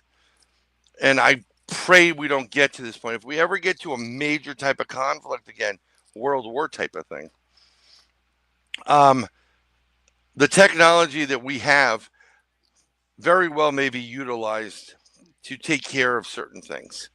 And that's when you'll start seeing these craft coming out, or whatever this technology is, and they'll start doing rings around the conventional weaponry. I don't think we have it, man. I just can't. I can't get I to really do think we do. I can't get there because we haven't seen it. It's like, here's the thing. I'm like, if we have something, then they have the ability to show us. Like, okay, if this Tic Tac ends up being, if we just take Ross what he said at face value, we're like, okay, Tic Tac is Lockheed Martin. So now Lockheed Martin should be able to show us this Tic Tac that is man-made, and I don't think they can, because I don't think Tic Tac is man-made. But I'm just saying, when it comes to something like that, if it's something that humans have made, there should be the ability for that thing to actually be shown to someone or to the public, and not just where we're thinking that they have it. Now, right? Yeah, go ahead. No, I was going to say, let's get into a way of finding out, and it's a little bit, people are going to be like, oh, he's nuts. So I remote view. I'm not formally trained, although I'll be taking a couple courses at the Monroe Institute to get onto the formal side of things. Okay, there are individuals who are very well-known remote viewers that have remote viewed these type of vehicles and technology, and they've remote viewed both terrestrial and extraterrestrial vehicles. They know that we have them. But can you trust the word of someone that says they remote viewed it, right? That's where you get the gray area. I mean, it's sticky. It's sticky because I believe it's very remote sticky. viewing, because the government tried to use it at some points, and they saw something in it to even try to use it. But then here's the thing, and this is where I'm like, okay, well, let's bring disclosure then, because if we have CE5 people that are very well versed in that, and then we also have remote viewers that can pinpoint a certain thing, then we should be able to remote view where these crash retrievals are, and then go there, because we know exactly where they are, and now disclosure is here. Or with the CE5, we should be able to get a group of people together, which I'm still trying to do, get like the best CE5 minds together and call things live on camera in front of the world. You know what I mean? You know what? Unfortunately, the guy that was filming for German TV, German TV 7, he was like, I'm done for the day. And he left. And I was wiped out. But we had 130 people in this field in Pine Bush, New York, Crawford, town of Crawford, and we brought a craft in, and it was a big craft. It was like acres wide, and it was ginormous. And I'll tell you, I investigate all this stuff. I research it. I go into the field. Um, some people don't like boots on the ground anymore, so I'm actually in the field doing this stuff, and I keep a list of questions. And certain portions of what I do, I was trained by studying physics and sciences, so I was thinking about going that route. So I try to recreate and debunk everything. Okay, that was not a delusion that 130 plus people and the chief of police of Crawford saw the craft that came over the head. I mean, Right. it was, and when you get these events, and when you get the EVPs, and when you get the Dogman sighting, and when you get the Bigfoot stuff, you know what? Even as a believer and a researcher investigator, you still go, oh my God, that we just brought a UFO in, because it's hard to wrap your mind around. Like we just brought a UFO in, and then we were communicating with it in our consciousness. And I asked, can you go out to the mountains and can you make and I started using my hands to do demonstration of angles, and it went and it flew out, burst for a second. So we found it, and we watched it do 90-degree angles in a second. Boom, boom. Why do you think we can't get these huge craft on film? We know they're out there, but when if we have a situation where we call one in, why can't we get it on film? I mean, just the one time, just the once. You know what I mean? It's I've seen some of Gresh's stuff. Not Gresh, Stephen Greer's stuff, and he does bring things in on film. Now, I did during the C19, I did a smaller CE5 in Pine Bush for 70 people, and I brought my oldest daughter, and I was a rock star in her eyes for a couple hours. And she's sitting there, and I said, "Can you film this?" And I gave her my P1000 or camera, and she's filming. And the reason why you can't get it is the intention has to be pure. It's all about intention, and one person ruined it for everybody. We had on the peripheral 2 craft come up, 2 different things. It was a dot at one point on the right side. Then it went to 2 dots, one above, one below, and then 3. So it made like a diamond, and it would go in and out like this. And it was shaking. And the other one was kind of like just vibrating. And this one woman was like, "Bring in the aliens," and making fun of it. And they weren't coming any closer. But everybody else was like, they wanted to, they wanted to kill this woman, and they were really upset. But we do have some of that on film. But I'd be more than happy to. I'm actually going to be, I'm going to be at a conference in Missouri in September 19th and 20th called Crossing Realms Conference.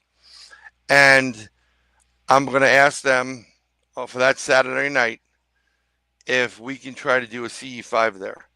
And I'm going to welcome people to videotape it and see if we can bring in a craft. Because literally that guy from a professional news guy reporting on German news, he left no more than 10 minutes before that craft came in. And I told him the next day, "You should have stayed, buddy. You would have gotten the greatest video of your life."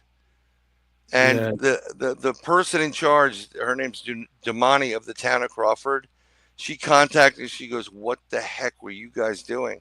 The phone's been ringing off the hook." And we said we brought in a UFO. Well, I feel like the onus is on us, especially people who have multiple sightings, who have multiple encounters with the phenomena. I think the onus is on those individuals to capture the data, because some people only see one thing in their whole life. Some people see 2 things, and they just aren't there in the moment. But the people that consistently see things, those people should definitely have the data and should be bringing it forward. I've got it. I got the 7 craft on video, the fleet going north with my daughter, as much as I could with my iPhone 12. Then after that, I literally had the same style craft 3 weeks later come over my house, and I'm filming it. I'm yelling, screaming for my child to come in, and everybody sees it. And I heard one of the girls, she got nervous, because my daughter's like, that's a UFO. They're back. And well, how do you know it's UFO? It goes, well, that's my dad. He's an expert in it, whatever. And I understood she got scared. So I wouldn't want to scare her, but I filmed that thing for as long as I caught it. As soon as I saw it, boom. And then just at the beginning of May this year in Florida, the other half was walking our new pooch, and she goes, can you take a look at this? And I look up, and you get the moon in the center, and then you get the what is it, Casus Minor, and you see a line of craft going on a 45-degree angle, separated, and they go into another constellation and disappear. And I got that on film. Unfortunately, these things don't film very well. That's the problem. And I can't, sit there with a camera 24/7 that would film it better. But I put the video up. You can go see it. Yeah, but that's the thing. You brought something, and it's not going to always be the best, but bringing something forward is the key. And I think, people who have consistent sightings should be the ones and should be ready at any moment to go ahead and capture, because they consistently have these sightings. So we have about 2 minutes left before we go to break. And I just want to see this real quick, because we'll be doing the audience questions right after this. Sure. When we were talking about the no evidence and reading between the lines when it comes to Arrow and them saying there's no evidence of extraterrestrial origin of UFO, UAP. And so, as you were saying, they going back to Roswell, say they retrieved the craft, but technically they could say it's not, that it's from here, or they could say, we don't know that this craft we just recovered is not from here. We don't know that the thing that was inside of it that was unalive, we don't know essentially if that's from another planet. And so I think that's where they can get away with saying things like there's no evidence of extraterrestrial origin when they say that. And then also I think that also goes for when we talk about some of these anomalous drones, they call them drones, but I've never seen a situation where a person questions whoever makes that statement and says, well, could they be extraterrestrial drones? Because you're saying they're drones, and we think just terrestrial when we hear the word drones, but take it a step further and say, hey, could those be extraterrestrial drones? And I think that's where they kind of are doing the word salad and word play, where they are saying things not really. You know what I mean? Yeah, I mean, because it's not just extraterrestrials. There's ultra-terrestrials, there's interdimensionals. There are beings that have been on this planet that live underground, that have highly intelligent and been overrun by humans as they expanded around the whole globe. So it gets into a gray area there. But all you got to do is so do we not believe Eisenhower's granddaughter when she says, my grandfather told me we made an agreement with extraterrestrials? We're not going to believe her. What's her game on that? Because when she came out with it, it wasn't like it is now. It was whoa, you don't want to say that too loud. They'll think you're crazy. She's telling you that we made an agreement with the extraterrestrials. That's why we met. My father, my grandfather met them. We signed an agreement and whatever. I got to check the archives, because I did interview her last fall. And I think she said that I think she said the meeting didn't happen. If I'm not mistaken, I could be wrong. I don't remember. No. I'm pretty sure it did happen. She, as she gets older, don't get me wrong, as people get older, sometimes they forget, it's just what it is, but.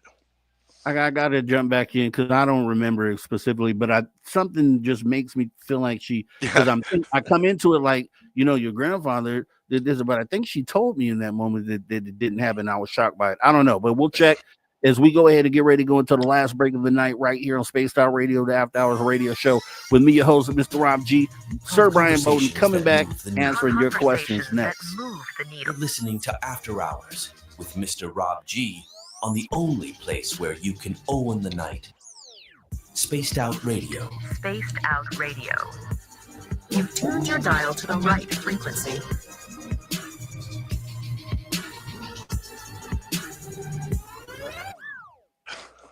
All right, we're clear and we're off camera 5 minutes. See you in a minute. Sure.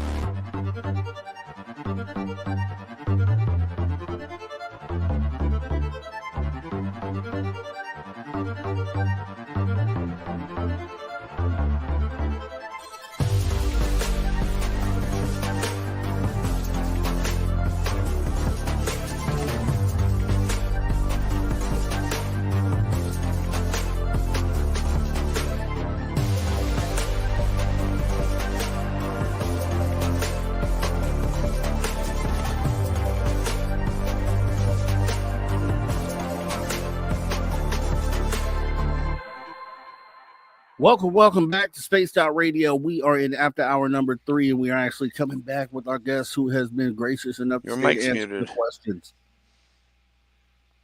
Okay, can you hear me? No audio. All right, no audio. Can you hear me? We're coming back right now. All right, everybody, welcome back to Spaced Out Radio, the After Hours radio show with me, your host, Mr. Rob G. We're back with Sir Bryan Bowden, who has been gracious enough to come back and answer your questions. We have your questions here, and we're going to go ahead and take a look here. And audio sounds good. I'm getting a thumbs up from the audience out there. And if you missed any of the conversation, make sure you jump in the archive, absolutely free, youtube.com/@spacedoutradio. As we go ahead and jump right back up in here into the conversation. And we are back with Sir Bryan Bowden, who is right here. And Are you hearing me loud and clear? Yeah, I lost you. It's my computer. Okay. Awesome. Let me see. We have a list of questions. I know Kim Jellin came in early on, and she was asking, did Roscoe, in your opinion, did Roscoe Dart lose all credibility with this making this statement? Do you think he lost credibility? No, he's in investigative journalism. So, even though they try to give it a good go, sometimes you get bad intel, and he's just doing what he does. Before jumping, I would have done a bit more research, maybe pulled him in and talked to him personally and say, hey, I want you on the record. Where'd you get this from? And try to find out more. But he's just doing what he would normally do. It's like the TMZ of the UFO community, I agree, especially, the need to want to be hot, first with the story too, as well. So I can understand that. I would say to Ross, and I said this on my other show, I don't know if his opinion has changed since all the backlash has come after that. But I would say I would want to know who that person who see if that's the same person who's been talking to Rep Burleson. I would be interested to know if they are from the same group. That would be interesting. That would be interesting to see, or maybe they work with each other within some other, like you go to this guy and I'm going to go to this guy, and then, we'll corroborate the fake stuff, and, because you got to think about this in this world. If you get one validated piece of information, you're probably getting 20 unvalidated, things, mix it up. Look, I like to also point out one of his sources did, and I always preface, because just like you said, he's doing his job as a journalist, and he did say, once again, I'll say again, 4 years ago, he had said on multiple occasions that he understands that he could be at some point the target of misinformation. So he's fully aware of that, and I'm sure that plays a part into this as well. But going to Polly Rotterman, she had a question here that came next. She was asking, if the Tic Tac is man-made, open all the warehouses and show them to the public. Okay, she's making a statement there, and I agree, Polly Rotterman. We should open the warehouses. I would love it. I'd love to see what toys we have.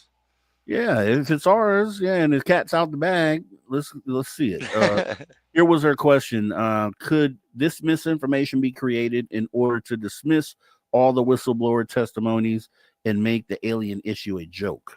100%. 100%, because when you have questions about things and you don't know, like I said, I'm set in to be a disinformation agent. I'm going to tell you things that are faction, true but not true, right? Kind of like, like how Michael Crichton wrote his books about different things because he's speaking from a medical perspective. So there was some truth to it, but it was fake. So it sounded real. And that's what I would do. And then every once in a while, I'll throw you a real nugget, but it's meaningless, you know? And they're masters at this, even though Yeah, they they seem are. to be selling at it currently in the news. More to come on that.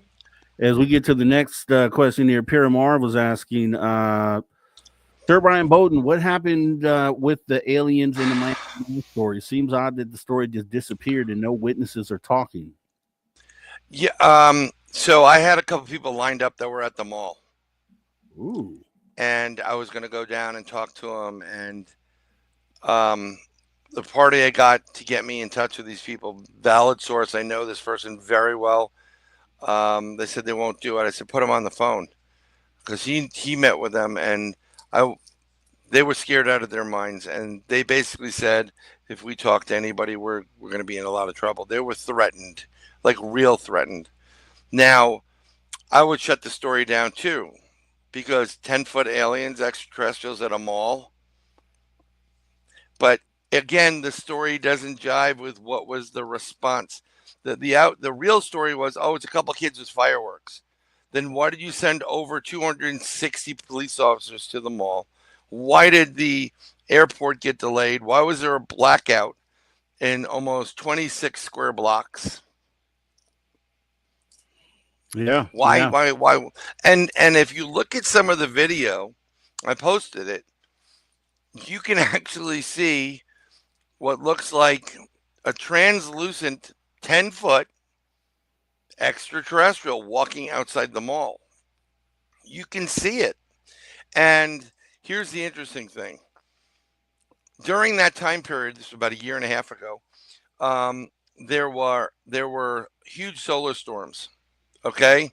And the concept of it is if you took the GPS location of the Bayside Mall and you put it in the reverse, it would lead you to one place and one place only, Antarctica.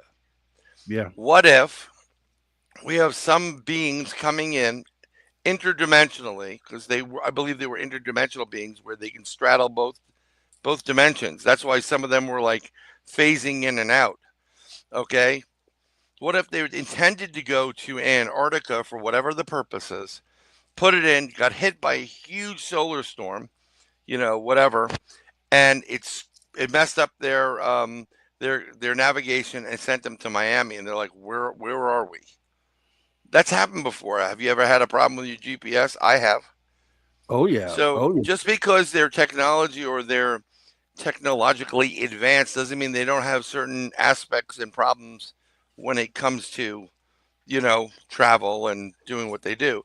But I really wish they wanted to keep it quiet. Here's one thing I'll say to that too, because I think because some people, especially on the outside, and I like talking to skeptics too, but they'll be like, oh, interdimensional, through portals, oh, that sounds crazy. But here's one thing I want people to think about, right? When we think about this, the government, for whatever reason, the people at the time, they have shifted nuts and bolts opinions into even having conversations about interdimensionality.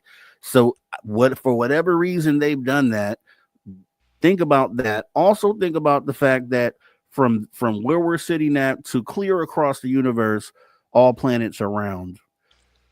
Think about from where we're sitting at to all the way across the universe, numbers are likely something we have in common with everything else across. So if we're only talking about numbers and we're talking about the geometrical shape of this planet, which is constant and consistent across the universe, so very possible that those things could be, something that's happening. You also have to understand something. In order to go outside of our atmosphere, past the stratosphere, you have to get approved by multiple entities around the globe. And they do that purposely because they know what's outside the planet. And I talked to somebody who is multiple abductee, been knowledgeable about this for years, got himself in a lot of trouble going into these facilities. And they've stated, and I tend to believe it, if you were able to blast off Earth, go past the stratosphere into space, you would see ship after ship lined up, facing each other like an armada versus an armada of multiple different extraterrestrial beings. And that's what you would see. I think likely there's got to be some sort of traffic out there. You know, I think at the end of the day, you know, being that space is so vast, it's not going to be like an interstate where everything's condensed to these 5 lanes of traffic. No. They're going to be sparsely spread out. I'm just saying for people out there who you know look up and say, oh, there's nothing out there. Maybe it's just they're not going to be all grouped together like that, right? They're probably going to be here and there moving through space. So that kind of backs that up. But let me see here. Next question we had was from let's see, we got a few from the same person. So let me bring this one in here. Sure. Jose Sanchez, for argument's sake, if the TR-3B Manta does exist, do you think that the U.S. Space Force is currently or was at one point operating it? I don't know if it was necessarily the U.S. Space Force, but there are people that are operating them. I mean, that's what I call it, a TR-3B Manta. You know, it's the same thing. It's a triangle craft, zero gravity, doesn't make any noise, has a center propulsion system that zero gravity, and it has the ability to use energy weapons, as you know, just like you would think in Star Wars, lasers and beams. This is what my friends in the military have seen. That's what I believe. I believe all the triangle crafts that people get really good shots of that aren't fuzzy, I think those are ours. That's as far as I'm going to go. The reason why extraterrestrials aren't being captured and seen is because they've been here for millions, if not billions of years, and they know how to hide. They know how to cloak themselves. They go into cloud, shape. They'll change their shape and formation to blend in with the clouds, or they'll go super high. Or they're not stupid. They've been doing this for a while. They don't want to get caught. The only people that get caught when they do stupid things is humans. Right. That's pretty much it, right? Right. Let me see here. I'm still adding your questions, guys, just so you know, but we may no not problem. get to them all. Sure. Let me see. Okay, let's go with this one here. Roger Murray is asking, Sir Bryan Bowden, is Lou Elizondo another Richard Doty or Rick Doty disinformation agent? I think Lou is, and I appreciate what his service. Thank you for your service, Lou, but I don't believe a word he's saying. You don't become a whistleblower and maintain your security clearance. You just don't. It just doesn't happen in that field.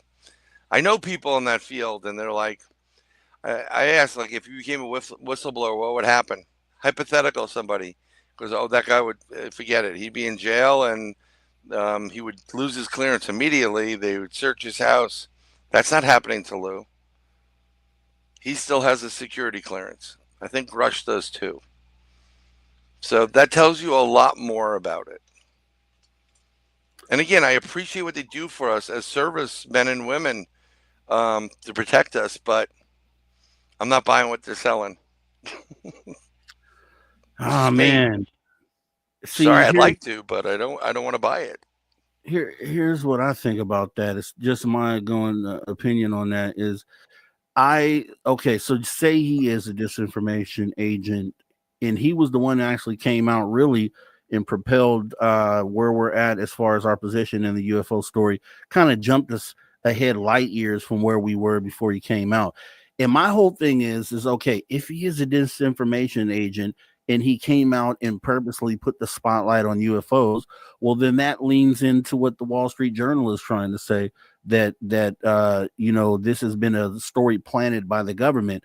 So if he was a government operative, then he would be, tagging along with the Wall Street Journal story, saying he was a tool as well that helped put that story out there. But I just don't know why the government would want to shine the light on the UFO subject, which we know is real. And it's like, we know they're also keeping it secret. So why send him out to kind of put a spotlight on something that was already, we were having a problem getting to Congress and getting answers on? It just, for me, it didn't make sense, but I could see both sides of it. You know what I mean? Distraction. It's distracting the public. So when something like Major League happens, right? We can't account for $16 trillion worth of money. Right? Boom, Right. 9/11 happens. Right? Oh, we're not worried about the money anymore. Look at this. This is happening. Or we can't do this. Boom, this happens. You know, like, tell us about some book. Like, oh, there's UFOs and they're real. We're going to go to the hearings and they'll come up with another. It's all distraction. Keep you distracted. Don't ask too many questions. Keep them distracted. But eventually people are not going to believe the narratives. And they're going to constantly hit the same questions. And then eventually these individuals are going to lose that are coming forward, like all the players in the thing, and they're going to be like, we don't want to hear from you anymore. You're full of it. Next, give me somebody else. And they're going to have to go through some more people and introduce different people there. They're going to lose their credibility. You know, what's really interesting is you brought up, Skinwalker Ranch or whatever it is. And I'm just remembered what I think it was Bigelow. He said it. It was either him or the other airline bigwig. He said it on a TV show. You can't believe what you can't believe. And that guy's in the aerospace industry, and they know what's going on. I know. I haven't talked to these people in forever. My cousin's brother-in-law was the guy that tested the 777s, and he's been trying to. And I know other people that were formerly in the military and whatever. And my cousin used to work for an airport. Her husband.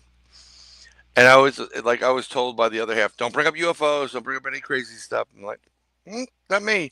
And then you overhear a conversation, which they bring it up, and I'm like, oh, by the way. And then I start asking questions. And I said, everything's off the record. I don't know who you are.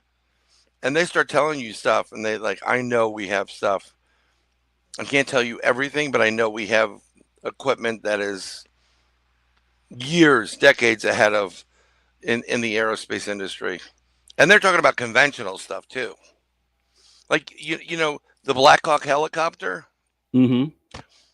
Part of that runs on your consciousness. You know that eyepiece they put on there?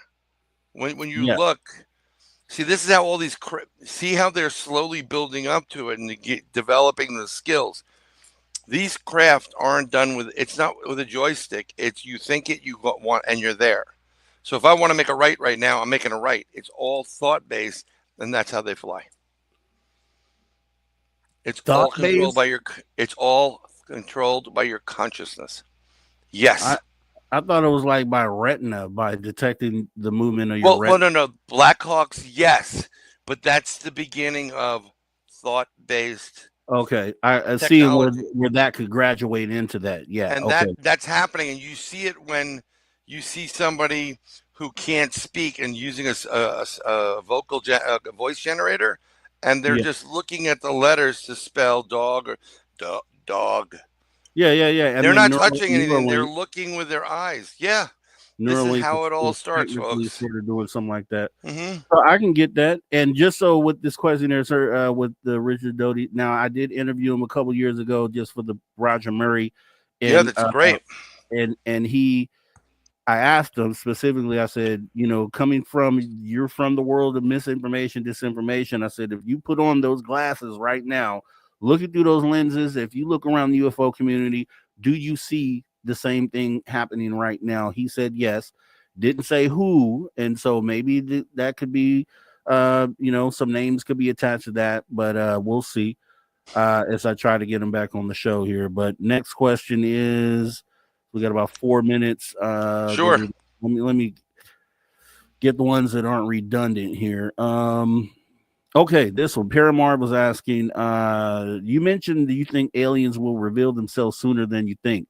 Have you remote viewed 2027 since some are pointing to that year as something big happening? No, I haven't remote viewed 2027. Actually, my yearly remote view comes up in August. It's August 4th, and I'll be doing another one. But I did do a quick dive in because people want to know predictions and stuff on a variety of different shows, and I gave it to them. I do believe in 2026 you're going to see that's when it's going to start to reveal themselves. It's starting right now, but it's going to continue into 2026. So around the New Year time period, that December, January, yeah. And you're going to see some stuff. And if you're not a believer, you may be after that. All right. Super Crazy Movie Geek is asking, do you think humans and aliens are working together on other planets? And is there a galactic federation of some kind? Yeah, I do think I think there's been a swap of humans and extraterrestrials, both to go to whatever, planets or system there are humans going out there and extraterrestrials coming in here. I do not believe in a galactic federation. I do believe that each species has their own agenda, first and foremost, which is the rebuilding of their own races, because they've done what we are doing. They slowly killed off their races, became sterile, and now they need to rebuild it back up again through the hybridization. Humans have the perfect DNA as a foundation for almost every species. That's why they come to us. All right. And let me ask this, because this was brought through as a super chat from Phantomas Phanto saying, where is your evidence of 400 alien species on Earth? I don't have any physical 400 alien species known, not on Earth. I don't have physical evidence. I have discussions with individuals. Like I've said before, I used to get, when I questioned certain things and I was public or whatever, I'd get messages coming to me. I'd get stuff, all zeros. It'd say USG or some other, it was weird. Whenever I get that on the caller ID, it's usually 99% of the time it's a government-based product, because I had to call the U.S. Marshals, and they use all zeros. And a couple of my friends that are feds, when they call people, it's all zeros, but it'll say Federal Bureau of Investigation, or the U.S. Marshals one, it said U.S. Marshals, Southern District, New York. So I got something like, oh, this is interesting. I got a text message from it, and, oh, you don't believe in this? Or you get a phone call and you're like, hello? Like, and you get it, when you don't pick up the phone, you want the voicemail because you want to get the proof. They say, cut the crap, pick up the phone. And I picked up the phone and I'm talking to somebody. Could they be playing me? Sure. But I'm, what am I getting from it? I'm not getting anything from it. So, but through the different means that way. All right, we got about a minute and a half left. Rapid fire these last couple questions. Sure. Let's see. Cage on the inside wants to know. So where can I see the war video showing the TR-3B at? It was when the Iranian responses, and it's on the BBC. It's on ABC News, all the news agencies. I'll try to find it. I used to have a link, and let me see if I can still find the link. And then you could just post it in the comment section of this video. Yeah. I'll post it in the comment section, but I'll send it to you, Rob, and then you can take a look. But trust me, I was like, oh my God, and I had the other half go, what's so? I'm like, that's a UFO. Well, that's our UFO. Yeah. All right. Last question here, and I'll ask one after the break here because the break's coming up.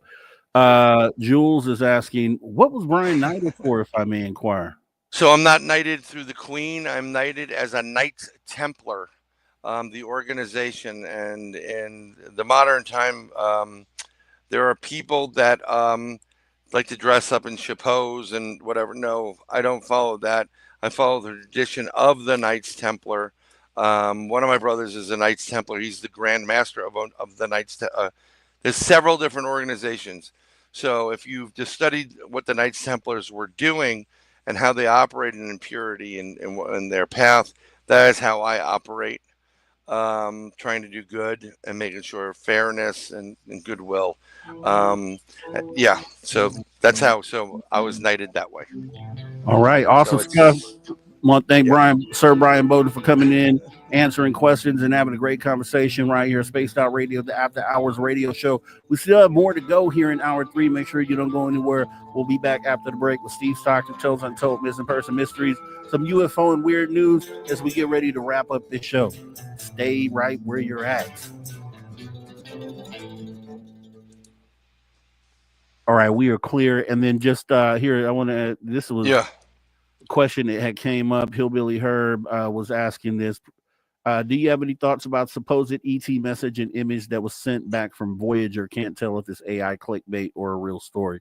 No. That was way before AI. It's a real story, and it's a very interesting response. It took a long time to get here, but sometimes you don't want to hello. You don't want to open the door to somebody. You don't know what you're opening the door to. But something I wanted to address in there, and I apologize to any political aspects of this, but when you're dealing with certain subject matters like this, there is politics involved. And I'm not picking a side. I'm in the middle. And, I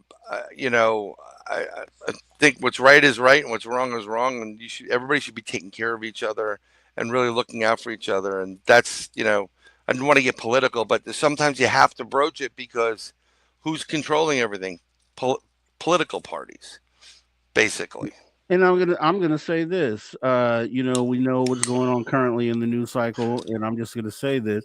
This is a moment where we're seeing humanity come together, all as one, everybody putting differences aside to go against those elites out there. And we know those are the same people who are holding the UFO secret back. So in turn, in this moment, in order to make this thing kind of be second, bring out the UFO information, get on, walk up to the podium and talk about the extraterrestrials that are here.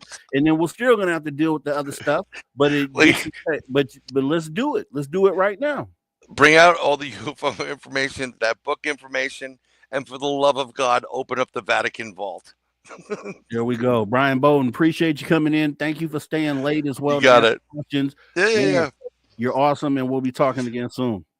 Yes, sir. Blessings to everybody. Have a great week. Yes, sir. If you need me for anything, man, let me know. You got it. I'm definitely going to have you come back on a round table. And I got to get Dave Scott on, actually. Yeah. Hockey season's over, Dave, and I know you're watching. Hopefully he's supposed to be in the Forest, so hopefully he's doing okay out there, but we'll see. We'll see. All right, man. Take care. Later. I'm out. Sir. All right, guys, it was an awesome conversation here, right here in After Hours Radio Show. I mean, this is what we do here, right? We have these real conversations that move the needle. We have to do that. We have to do it in order to get to where we're going. I always say sometimes conversations are tough. It's just what it is. You know what I mean? And you can't apologize for having those tough conversations. There's a lot more that we still have to have. So Bryan Bowden, awesome coming in. We're going to have a great show tomorrow as well. See, we're on break here still. So I can tell you tomorrow we have Reverend Michael J. Carter who will be coming in. And we're going to be getting deep on that one too, right? Because I think as we get closer to disclosure, I think one of the dominoes of cards that has to fall is where religion is going to play into this conversation. It's been on the outskirts of the conversation. We know that people are talking in those corners, but I really think it's going to be like an actual subject that we're going to actually have to address leading into disclosure. So it should be a great show. We'll be having Josh Rutledge as well coming in for the third hour, filling in for Drew Banke. Drew Banke, I believe, will be back next week for the After Hours wrap up. So a lot of great stuff coming. Plus, Steve Bassett is coming. I've been waiting for this conversation. It's going to be a really, really awesome conversation with Steve Bassett in a couple weeks. So make sure you guys hit the notification bell for that. It's going to be epic, and we're trying to line up some other stuff too. Conversations that move the needles, what we're trying to do here. But we have about a minute left when we come back from break. So that's just enough time, if you haven't already, to go ahead and look right under the screen and hit the little thumbs up button. Let's try to get the likes up. I don't know where they're at right now. Let's try to get them over 100 though. I think sometimes they play us short on the likes on these shows. These shows are so epic and impactful. I would love to see more likes. Let us know how you felt, or let us know if you didn't like it. Either way it goes. Please, we'd appreciate you interacting with the show and letting us know how you feel about it. Also, we'll be coming back here. Let me go ahead and get us set up for some Steve Stockton Tales Untold, Miss Person Mysteries. We're coming back from radio here in just a second. Let me get us set up here.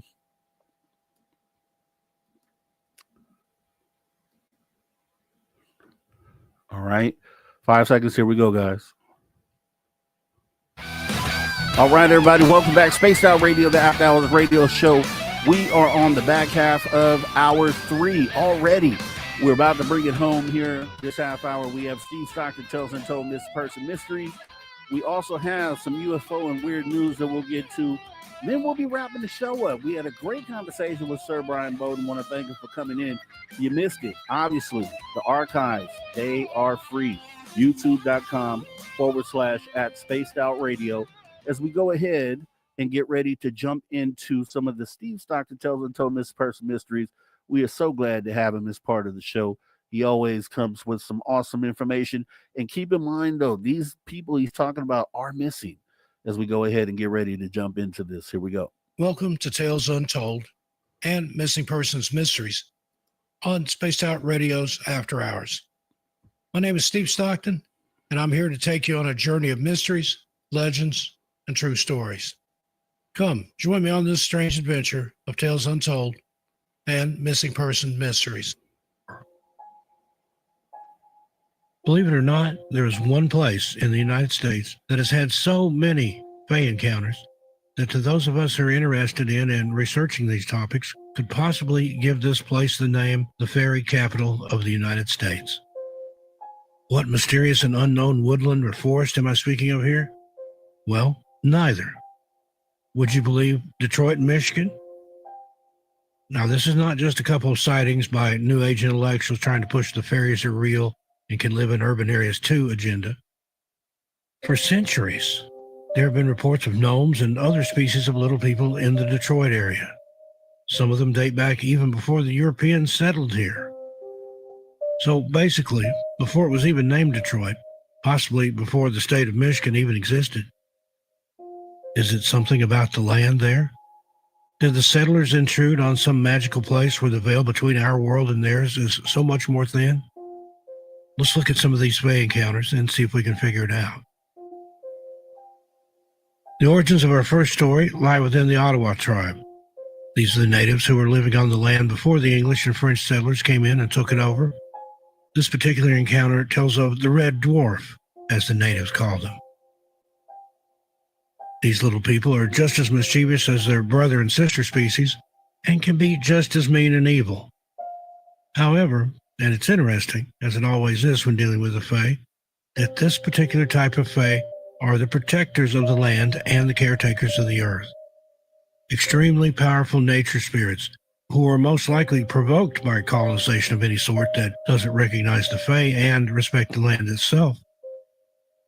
When the French settlers came into that area, they brought with them their own legends of the Fae.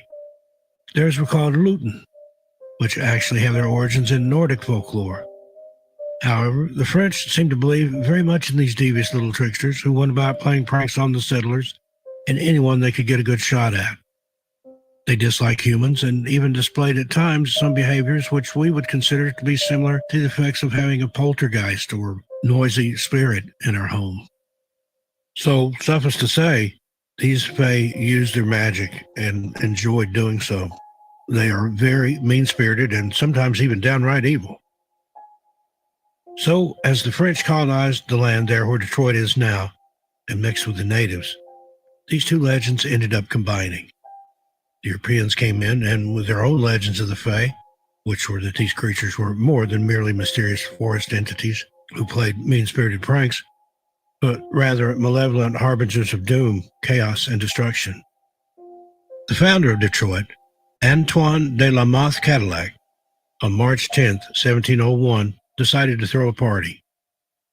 During the party, as he was greeting his guests, he noticed some people he didn't invite and who definitely weren't dressed for the occasion. One was a woman who looked more like a fortune teller and had a cat on her shoulder. She immediately took his palm and told him that while he was destined to start a great city, it would be a place of much violence and bloodshed for ages to come. The old hag also gave a warning to dear Antoine. Pay homage to and heed the red dwarfs, and do not, for any reason, upset them. She went on to explain that to do so would be his downfall. Now, Antoine, being a modern man for his age, didn't believe in such things as fortune tellers, palm readings, and fey creatures, and laughed at the woman and kicked her out of his party. He had her removed quite violently, in fact, and went on about his days without giving even a second thought to her warning about not upsetting the Fae, who were already inhabiting the area he was trying to colonize and turn into the greatest settlement the New World had seen so far. One night, Antoine decided to take one of his mistresses for a walk around his new city. As the couple were walking, they overheard some of the settlers talking amongst themselves and stopped to eavesdrop. The group were talking about how they had seen Les Petits Nains Rouges, or the Little Red Dwarfs, and that they felt the city was now doomed to fail and falter. Once again, Antoine scoffed and was even amused by the stories, which were growing by the day, of the people settling the colony catching sight of these little people, or Fae folk, as we have come to collectively call and know them. Not long after this event, however, Antoine Cadillac himself had his own encounter with what he described as a deformed dwarf-like creature, covered in blackish red fur and possessing beady eyes. The creature's face was fierce and its eyes piercing and blood red. It had crooked and disgusting teeth when it looked at him and sneered. He took a club that was standing nearby and bashed the creature about the head, but it just laughed and ran off. He allegedly had this particular encounter in his own grand home. After this, so the legend has it, Antoine de la Mothe Cadillac lost everything. He died alone and penniless, a ruined man.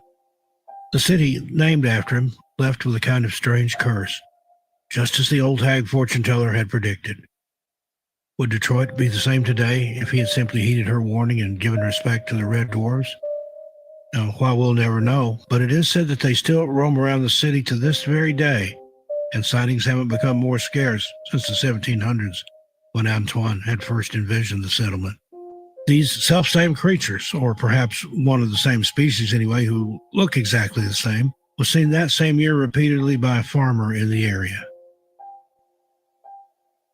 The farmer alleged that the thing would peer in his windows at night, terrify his family. It would also stalk him as he plowed his fields and tended to his animals. Likewise, his family and young children especially weren't immune to the creature's torment. Another farmer around the same time said this same beast-looking thing would stomp on the roof of his barn at all hours of the day, especially at night, just to rile up the horses and cause the tired family great strife. It would steal his chickens as well. On July 23, 1763, 200 British troops had amassed on the outskirts of the city to surprise a group of native rebels who had defied the post-war policies the British had put into place for the settlers and Native Americans in the area alike. This apparently made them the enemy, and the troops were prepared to surprise attack them during the night while they were unguarded and asleep. This was during the insurgent uprising, which is known to this day as Pontiac's War. This was, of course, named for the fierce leader of the Ottawa tribe, Chief Pontiac. The war that this led to was extremely violent, with the armies on each side killing and attacking innocent civilians on the streets and in the villages, pillaging homes and slaughtering women, infants, and children who had nothing to do with anything and no rights to do with anything even if they wanted to. It was total chaos and bloodshed, and the Red Dwarfs didn't go without noticing all that blood being spilled on their sacred land. They were seen by hundreds of people during this time, soldiers and Native Americans alike. They were spotted sitting on the banks of a nearby creek where the bloodiest battle took place. This creek, which ran so red with blood, it was still to this day known as Bloody Run, and the little red dwarfs were dancing and celebrating. They were literally laughing and shouting with glee, not rooting for one side or the other, mind you, just reveling in the death and carnage of the war before them. Their demeanor was described as elated and joyous. They were even witnessed dancing amongst the corpses of the dead and swimming in the bloody creek. These little evil creatures were celebrating the bloodshed. Flash forward now, during the Great Detroit Fire of 1805, which burned most of the city to the ground, the red dwarfs were sighted by hundreds of witnesses at that time too. In the days leading up to the fire, they were seen by many witnesses throughout the city, most of whom didn't even know what they were seeing. By the time the 1800s rolled around, most people had forgotten about the city's founder and the warning of the old hag fortune teller. While the disastrous fire was still blazing and people were dying left and right all around, witnesses reported seeing evil little red men dancing around in the flames and on top of the charred corpses. They were seen in the aftermath of the War of 1812 and all the way up into modern times, including the race riots in the 1960s and the extreme desolation and abandoned buildings that occupy Detroit to this day. Now, let's move out of the Motor City and into some more desolate areas of the world and see what other encounters and species we can uncover and perhaps learn a bit about. In case the need should ever arise that we need to be knowledgeable about the Fae and perhaps what to do should we come upon one or several. We should already know that there are thousands of species and hundreds of realms. When a person is kidnapped by a fairy, their fate depends on so many things. We always talk in these videos about the missing in the woods and the Fae's responsibility for such abductions and even the deaths of the missing in question. But what about the people who have come back, that survived? What are their stories like? What do they remember, if anything, about where they were and maybe even why? What happens when the missing end up deceased and people suspect a Fae to be the culprit? How do you explain that to the police? In 1909, a woman in Ireland named Annie McIntyre was abducted by fairies, allegedly, and had quite a story to tell. She was said to have been born on Halloween in 1839, which makes her more prone, some say, to being able to see and possibly interact with many supernatural realms, including those of the Fae folk. She is said to have had a lifelong obsession with, but an immense respect for the Fae. She claims this is because on the night of her birth, she was abducted by the Fae, and had it not been for her brother happening upon the celebrations, she would have most certainly become one of them. No changeling was left behind, and though no one is sure why she was left alone on the night of her birth to be stolen, here's what she claimed until the day she died.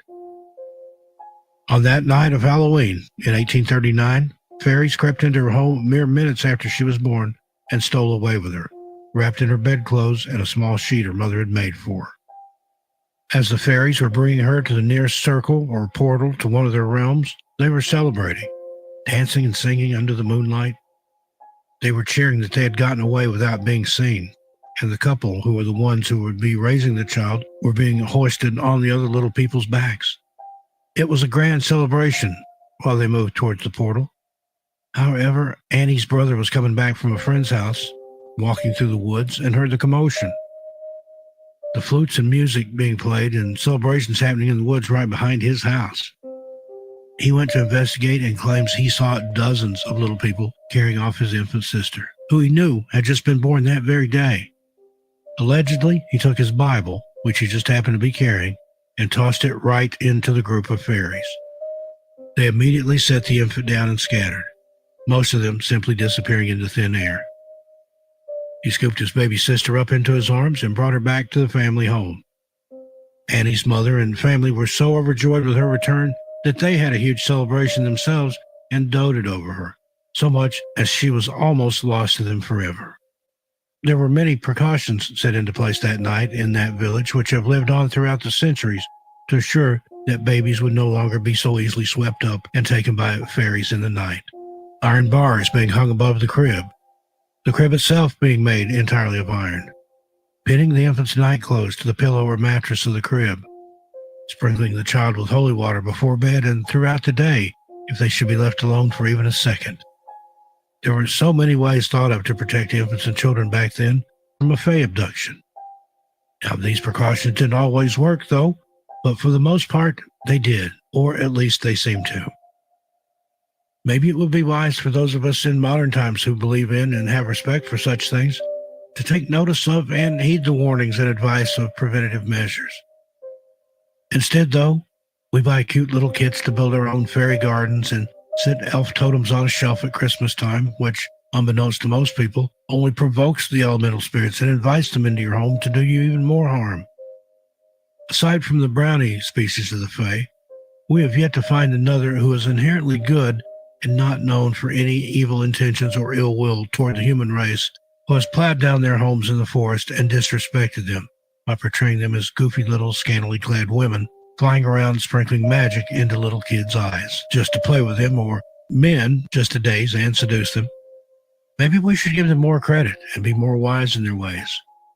Then maybe they'll stop abducting not only our children, but our hunters, our campers, our hikers, our sightseers from the beautiful and majestic lands and national parks and national forests that the Fae folk guard so tightly and try so hard to keep us from destroying. All right, that's Tales Untold, Missing Person Mysteries. Once again, Steve Stockton, we appreciate you, sir, for keeping us in the loop on those sorts of stories. He has a YouTube page. Awesome. You should go over there and subscribe as well, as we go ahead and jump right into the UFO news. Ladies and gentlemen, can I please have your attention? I've just been handed an urgent and horrifying news story. But I need all of you to stop what you're doing and listen. All right, UFO and weird news of the week. We're going to jump into a story real quick, try to fit one in before the end of the show. People make new spine-chilling observation in Ghost That Screamed picture that changes everything. If the Ghost That Screamed photo wasn't ominous enough already, some keen-eyed fans on Reddit have spotted a new detail which they feel changes everything. In case you haven't seen the terrifying photo, it depicts a picture of a car that was taken moments after 16-year-old John Boulware was unalived in a crash. The teenage American was in a car that was heading to a Prince concert with his three friends on the 27th of December, 1984. But sadly, the driver lost control of the car in foggy conditions, crashing into a tree. John was the only one to pass as a result of the accident, with the other three men managing to walk away with their lives. When police arrived on the scene, a series of unsettling photos were taken as evidence, some of which included anomalies that simply couldn't be explained. I'm definitely a cynic, but there's no doubting that the image features what looks to be a floating head or a screaming soul of young John moments after he tragically loses his life, something which people are arguing is proof of the afterlife. And now, when analyzing some more of the images, another detail has been spotted which sees the story take an even more heartbreaking and potentially mysterious theme. Some people are noticing what could be the translucent outline of a dog, namely a chocolate Labrador that was John's family pet, who had also passed away before the accident. A psychic has theorized that his dog was sent to escort its master with other spirit guides to the afterlife, potentially proving pets have souls too.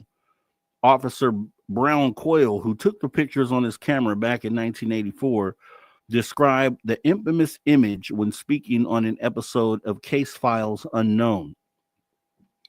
He said, quote, "On the side picture of the vehicle, facing the driver's door, above the vehicle, about even with where the front passenger seat would be, where the front passenger would be sitting, there is a clear image of a face.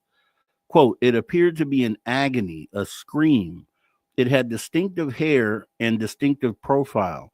However," Coyle adds, quote, "then they could explain some of the small things that are in each picture. but each of them told me they can't explain all of the things that are going on in one picture.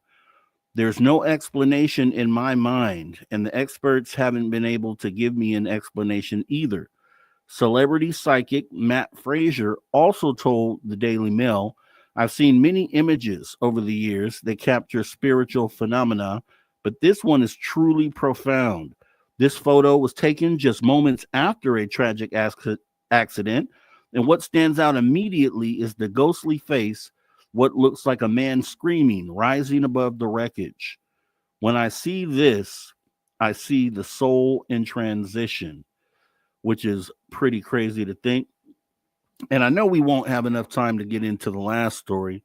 So I definitely just want to go ahead and talk about some of the things that we went over today. The government UFO cover up. We have about 2 minutes left before we close the show. Current attempt to misinform. What do you guys feel about that? A couple angles that I had. Once again, we'll go back to Ross Coulthard. I saw some questions in the chat that were kind of asking about the what our perspective was on Ross Coulthard. And I still hold him in high regard, just so everyone knows. This wasn't a show to kind of bash his position necessarily. It was more so to point out that it would appear that there's someone on the back end that is attempting to drastically change the narrative, is I guess what we could say. And it seems like there's more than one person that has been targeted with this sort of information. For one, the Tic Tac being Lockheed Martin. Never has been a thing, but you have two people, one of the top reporters on the subject nationally, and then also a person that is involved in Congress specifically with the UFO subject, attempting to get answers for us as the public. So these two people were targeted that we know of, and it's the only reason why we know this is because they mentioned it on a podcast. So imagine the other individuals, you got Luna, all the other people that are a part of that committee, have they been talked to as well? If they were to do a podcast today, would they be giving the same point of view? And is this the view that is within Congress as a whole? Are they all feeling like, the Tic Tac is man-made? Because if that's the way they're going, then the question has to arise is, how are they going to handle this subject going forward, right? We thought we had so much progress as far as bringing whistleblowers forward with all this information.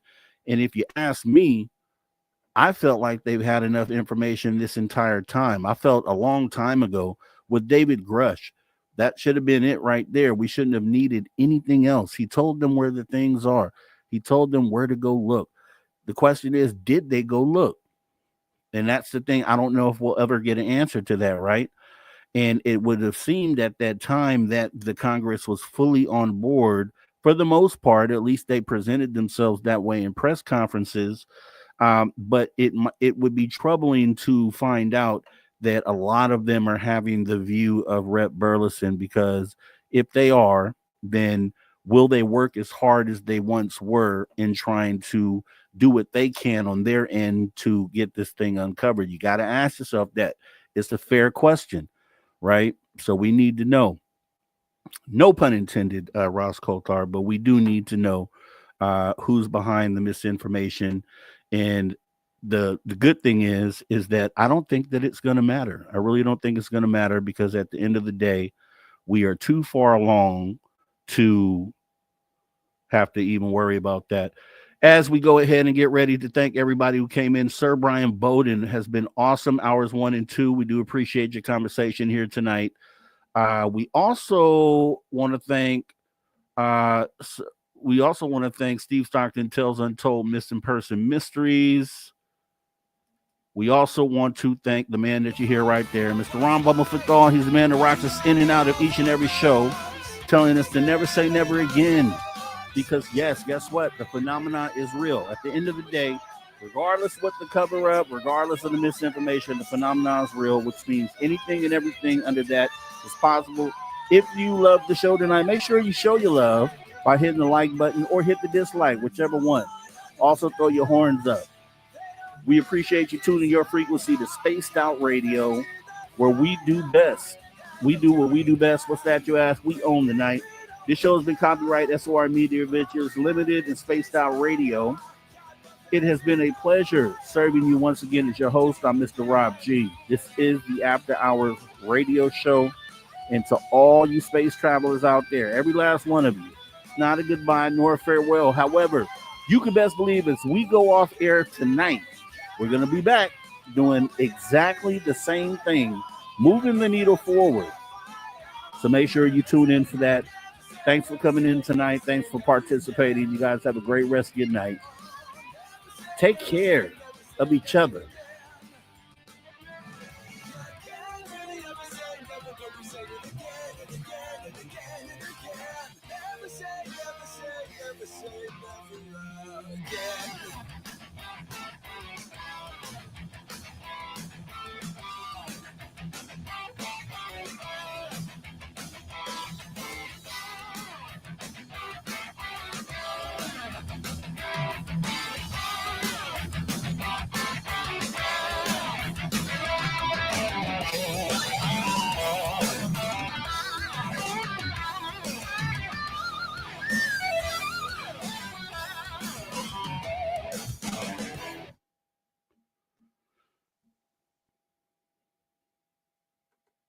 All right, we are clear. Want to thank everybody for coming on in tonight. It's been awesome. This studio here is burning up hot. I sat through like 100 degrees for you guys all night. The office manager has to fix his AC and has to do this pronto. But I'll be back here tomorrow once again. We'll be with Reverend Michael J. Carter, getting into some heavy conversation again. So I'd love to have you guys back here. Make sure you hit the notification bell as well. Also, if you forgot, please hit the like button on this video. Let's get them up. I don't know where they're at, but please, let's get them up. And we will see you guys next time. This is how we get out of here. We want retribution. We will always want retribution until we get the truth. See you guys later. Take care. Till next time. Adios.